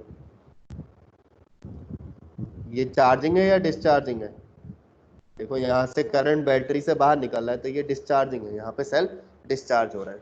तो आप यहाँ से जब आर के लिए सॉल्व करेंगे तो इस आर की वैल्यू आएगी 4 ओम, ठीक है। और अगर मैं टर्मिनल पोटेंशियल कैलकुलेट करूं तो कैलकुलेशन ऑफ टर्मिनल पोटेंशियल भी हम कैलकुलेट कर सकते हैं इसमें, terminal potential difference,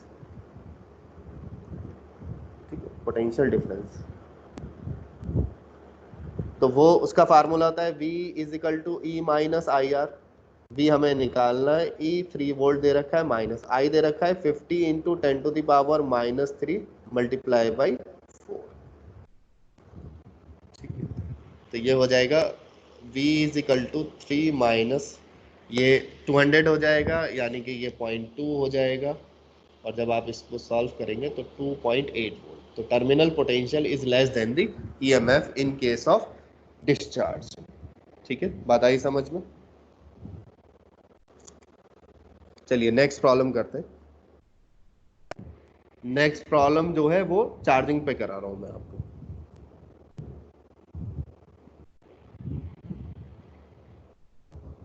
second problem, एक ऐसा प्रॉब्लम एनसीईआरटी में भी है, वो आप खुद से ट्राई करेंगे। A battery of EMF 12 volts and internal resistance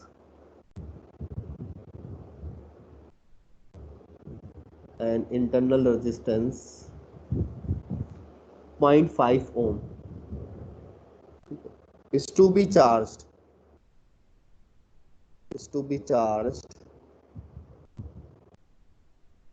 by a battery charger। तो चार्ज करने के लिए या तो हम एक दूसरी बैटरी यूज कर सकते हैं ज्यादा EMF की, या बैटरी चार्जर यूज कर सकते हैं। बैटरी चार्जर which supplies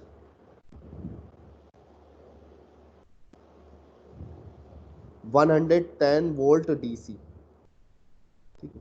तो देखो जो बैटरी चार्जर का जो पोटेंशियल है वो 110 वोल्ट है, और जिस बैटरी को चार्ज करना है उसका EMF 12 वोल्ट है।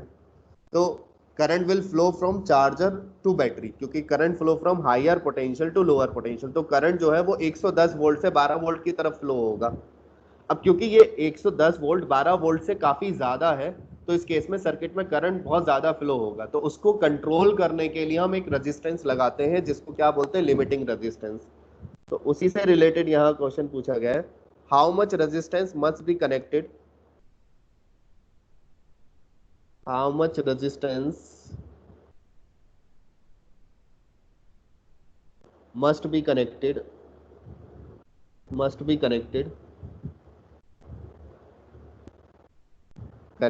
in series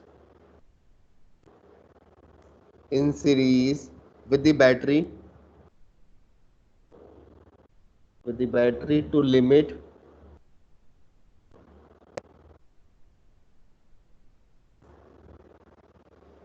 the charging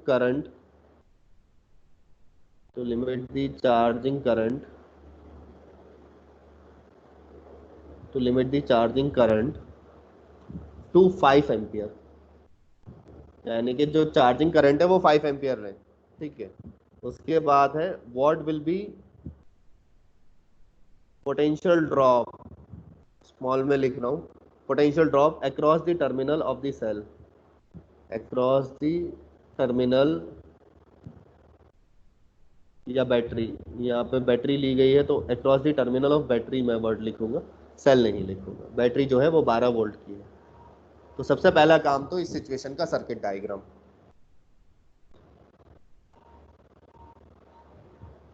okay, battery है 12 वोल्ट की, इसका इंटरनल रेजिस्टेंस है 0.5 ओम का, इंटरनल रेजिस्टेंस 5 ओम का।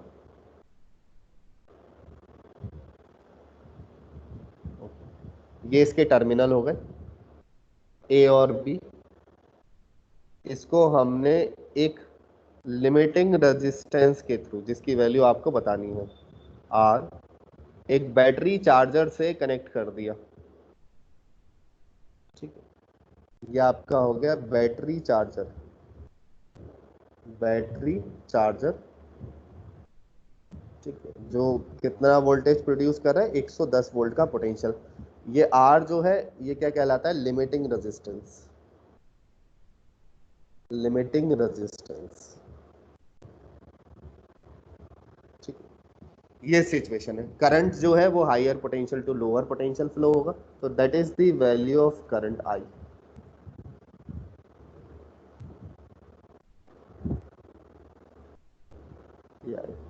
तो सबसे आसान तरीका है इसको सॉल्व करने का, अगर आपको रिलेशन भी याद नहीं है तो आप इसमें किरचॉफ लगा दीजिए, क्योंकि किरचॉफ से हर इलेक्ट्रिकल सर्किट सॉल्व हो जाता है।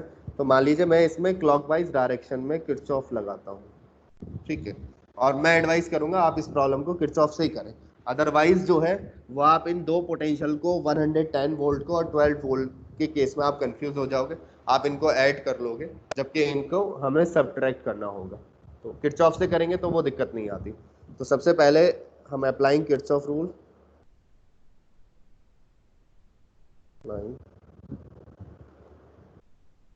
Kirchhoff rules, voltage rule apply कर रहे हैं।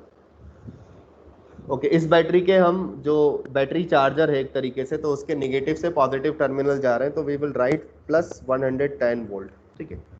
लिमिटिंग रेजिस्टेंस के डायरेक्शन में ही मूव कर रहे हैं, तो करंट के डायरेक्शन में मूव कर रहे हैं, तो I will right minus I capital are, ठीक है। ये जो सेल है जिसको आप चार्ज कर रहे हैं उसके पॉजिटिव से नेगेटिव की तरफ आप मूव कर रहे हैं, तो माइनस 12 वोल्ट, ठीक है। जो इंटरनल रेजिस्टेंस है उसमें भी आप करंट के डायरेक्शन में मूव कर रहे हैं, तो minus I small R is equal to 0, ठीक है। तो ये हो जाएगा 110 volt minus 12 is equal to I capital R plus small R, ठीक है।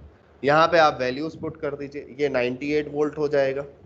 आई की वैल्यू आपको गिवन है 5 एम्पियर है, आर की वैल्यू आपको निकालनी, और इंटरनल रेजिस्टेंस की जो वैल्यू है वो 0.5 ओम है।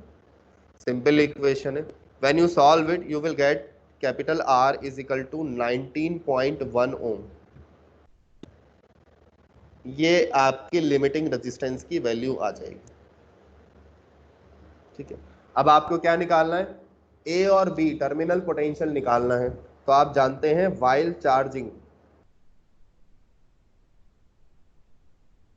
चार्जिंग, जो टर्मिनल पोटेंशियल होता है V is equal to E plus I R होता है। तो ये हो जाएगा 12 वोल्ट, I की वैल्यू आपको दे रखी है 5 मल्टीप्लाई बाई 0.5, तो ये 2.5 हो जाएगा, यानी कि जो टर्मिनल पोटेंशियल हो जाएगा वो 14.5 वोल्ट हो जाएगा। अंडरस्टैंड? तो देखिए इस केस में terminal potential V is greater than the EMF of the cell. अब मान लीजिए इस सर्किट में एक अलग से मेरा क्वेश्चन है, इस सर्किट में ये मैं लिमिटिंग रेजिस्टेंस नहीं लगाता तो what will happen.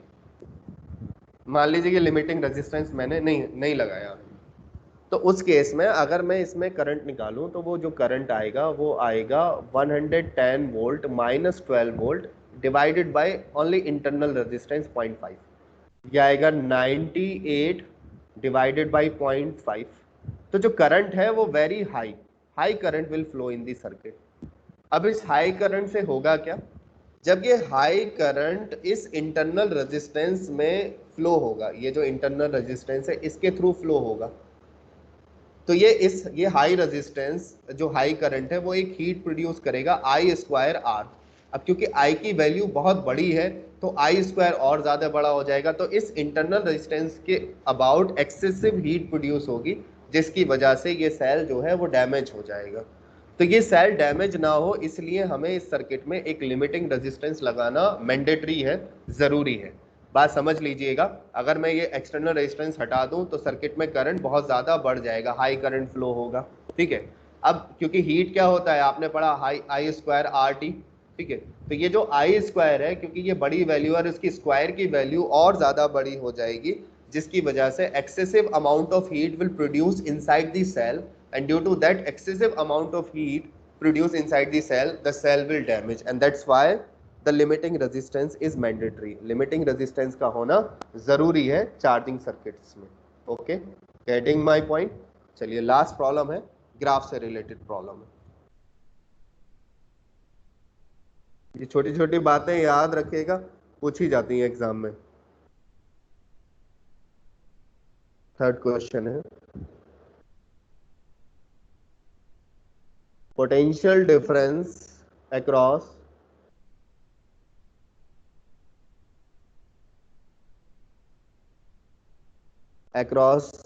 terminal of a cell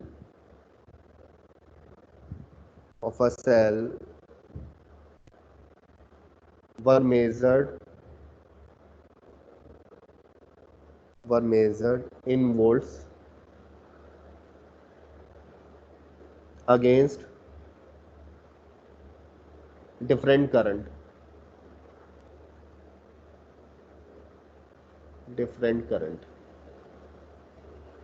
against different currents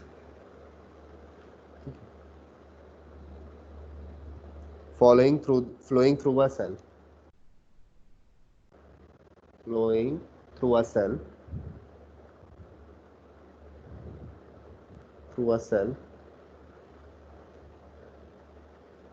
a graph was drawn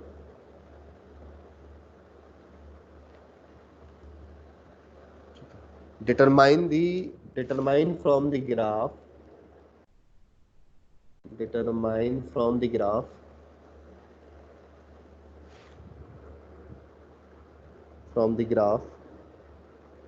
पहला है EMF और दूसरा है मैक्सिमम करंट ऑब्टेन्ड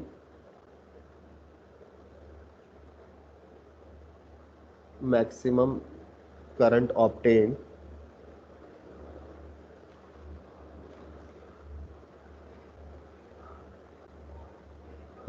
करंट कितना मिलेगा इसको, ऑब्टेन्ड फ्रॉम द सेल, ठीक है।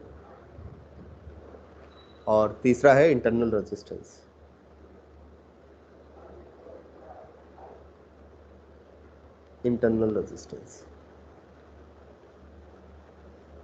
स्मॉल आर, ग्राफ में बना रहा हूं।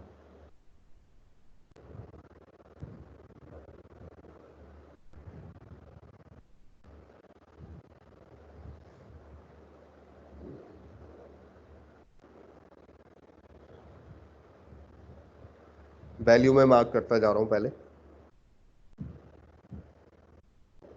0.28 0.20 0.12 0.04 और ये 0 हो गया। तो इसके अलाउंग तो आपको जानते हैं करंट है, इसके अक्रॉस V होता है, ठीक है। ये जो वैल्यू है वो है 1.6, ये जो वैल्यू है वो 1.2 है। यहाँ कुछ मैं वैल्यू मार्क कर रहा हूँ, अभी रुक जाइए।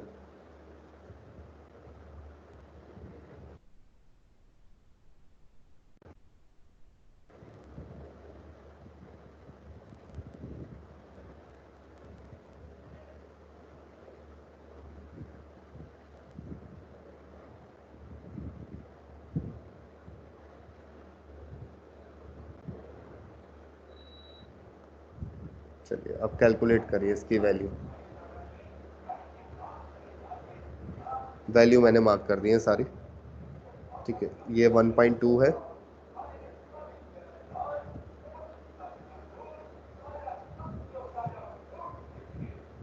ये 0.8 है और ये 0.4 है। इस पॉइंट को नाम दिया है A, इसको B और इसको C।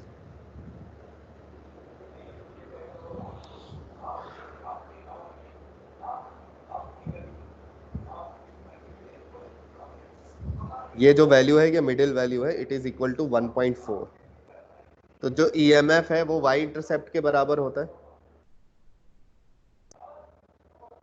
तो जो EMF होता है it is equal to Y intercept.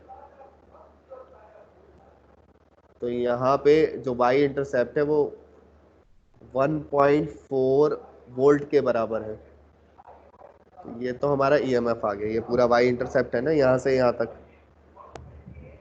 ये हमारा पूरा वाई इंटरसेप्ट है।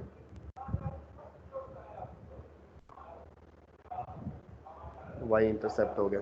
इंटरनल रेजिस्टेंस कैलकुलेट करिए।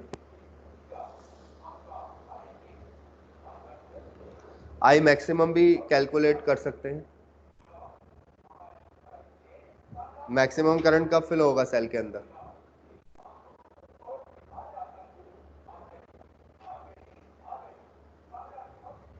सेकंड पार्ट करो।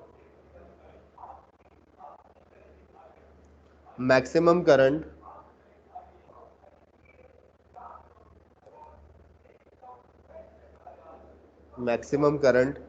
is drawn from the cell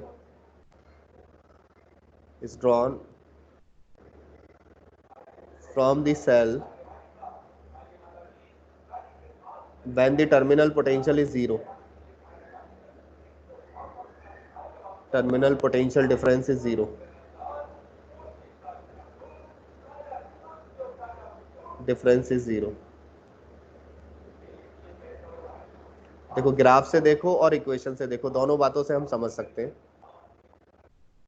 तो अगर हम ग्राफ से देखें, पॉइंटर से शो कर रहा हूं, तो जब ईएमएफ है तो करंट जीरो है यहाँ पे, और जब करंट मैक्सिमम है, इससे ज्यादा नहीं है, तो आपका V क्या हो गया? जीरो हो गया। तो ये जो मैक्सिमम करंट है वो ग्राफ से आप सिंपली देख के लिख सकते हैं, it's 0.2 I max is equal to 0.28 ampere. Equation से देखना चाहते हैं तो देख सकते हैं V is equal to I R. ठीक है, तो जब I मैक्सिमम हो जाएगा तो ये जो वाला पार्ट है आई आर, ये EMF के बराबर हो जाएगा, और जो V है वो जीरो हो जाएगा। ठीक है, तो ग्राफ से भी आप देख सकते हैं इस वैल्यू को, और आप जो है मैथमेटिकली भी इसको सोच सकते हैं कि मैक्सिमम करंट सर्किट में कब फ्लो होगा। अब हमें इंटरनल रेजिस्टेंस की वैल्यू निकालनी है। ठीक है, इंटरनल रेजिस्टेंस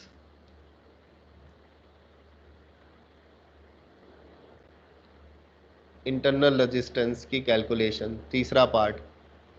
ठीक है, थर्ड पार्ट। तो आप स्लोप से निकाल सकते हैं। ठीक है, इसकी स्लोप निकाल लीजिए, आप उससे कैलकुलेट कर सकते हैं, या एक तरीका और है, आप R is equal to E by I max लिख सकते हैं, जैसे V is equal to E minus I R है। स्लोप से आप निकाल लेंगे, तो वो पार्ट मैं नहीं कर रहा हूँ। आपने अगर टर्मिनल पोटेंशियल जीरो कर दिया, तो अगर आपका टर्मिनल पोटेंशियल जीरो हो गया तो ये हो गया ई माइनस आई मैक्स आर। ठीक है, तो अगर आप R निकालना चाहते हैं तो E बाई आई मैक्स कर सकते हैं। E आपको गिवन है, वो आपने ग्राफ से निकाला हुआ है 1.4 डिवाइडेड बाई, और ये जो आई मैक्स की वैल्यू है वो 0.28 है। इसको आप सॉल्व कर सकते हैं, तो आपको जो है वो पता चल जाएगा R की वैल्यू। स्लोप से भी कर सकते हैं, दोनों अप्रोच वैलिड है। आप इसमें स्लोप भी निकाल सकते हैं, delta Y by delta X आप निकाल लो तो आपको पता चल जाएगा। तो ये जो वैल्यू आएगी R की वो 5 ओम के बराबर आएगी इंटरनल रेजिस्टेंस। स्लोप से करेंगे तो आप delta Y upon delta X निकाल लेंगे, उससे आप वैल्यू कैलकुलेट कर सकते हैं। अगर आप delta Y by delta X से निकालते हैं तो देखिए मैं वो भी करके दिखा देता हूँ, अल्टरनेटिव मेथड, और ठीक है अल्टरनेटिव मेथड करके दिखा देता हूँ, उससे भी वही आएगा आंसर, और करके। तो जो R है वो delta Y by delta X. तो अगर आप ये देखें डेल्टा वाई यहाँ पे ये वाला, तो डेल्टा वाई हो गया 1.4 माइनस जीरो, ये वाले पूरी वैल्यू ले सकते हैं। तो कोई भी दो वैल्यू 1.4 माइनस जीरो, और नीचे जो है डेल्टा एक्स अगर आप देखेंगे तो डेल्टा एक्स हो जाएगा 0.28 माइनस जीरो, ये पूरा डेल्टा एक्स हो गया। ठीक है, तो मैं यहाँ पे 0.28 माइनस जीरो, तो देखो वही वैल्यू आ जाएगी 5 ओम के बराबर, R इज इक्वल टू 5 ओम के बराबर। तो मैं यहाँ पे मार्क भी कर सकता हूँ, ये जो पूरी चीज़ है ये हमारी डेल्टा एक्स हो गई, और ये जो पूरी चीज़ है ये हमारी कितनी हो गई? डेल्टा वाई के बराबर हो गई। तो आप स्लोप वाले कॉन्सेप्ट से भी कर सकते हो और आई मैक्स वाले कॉन्सेप्ट से भी कर सकते हो। ठीक है, बाकी अब हम नेक्स्ट क्लास में जो डिस्कशन करेंगे वो डिस्कशन करेंगे कॉम्बिनेशन ऑफ सेल्स, और फिर उसके बाद we will start the instruments. ठीक है, अब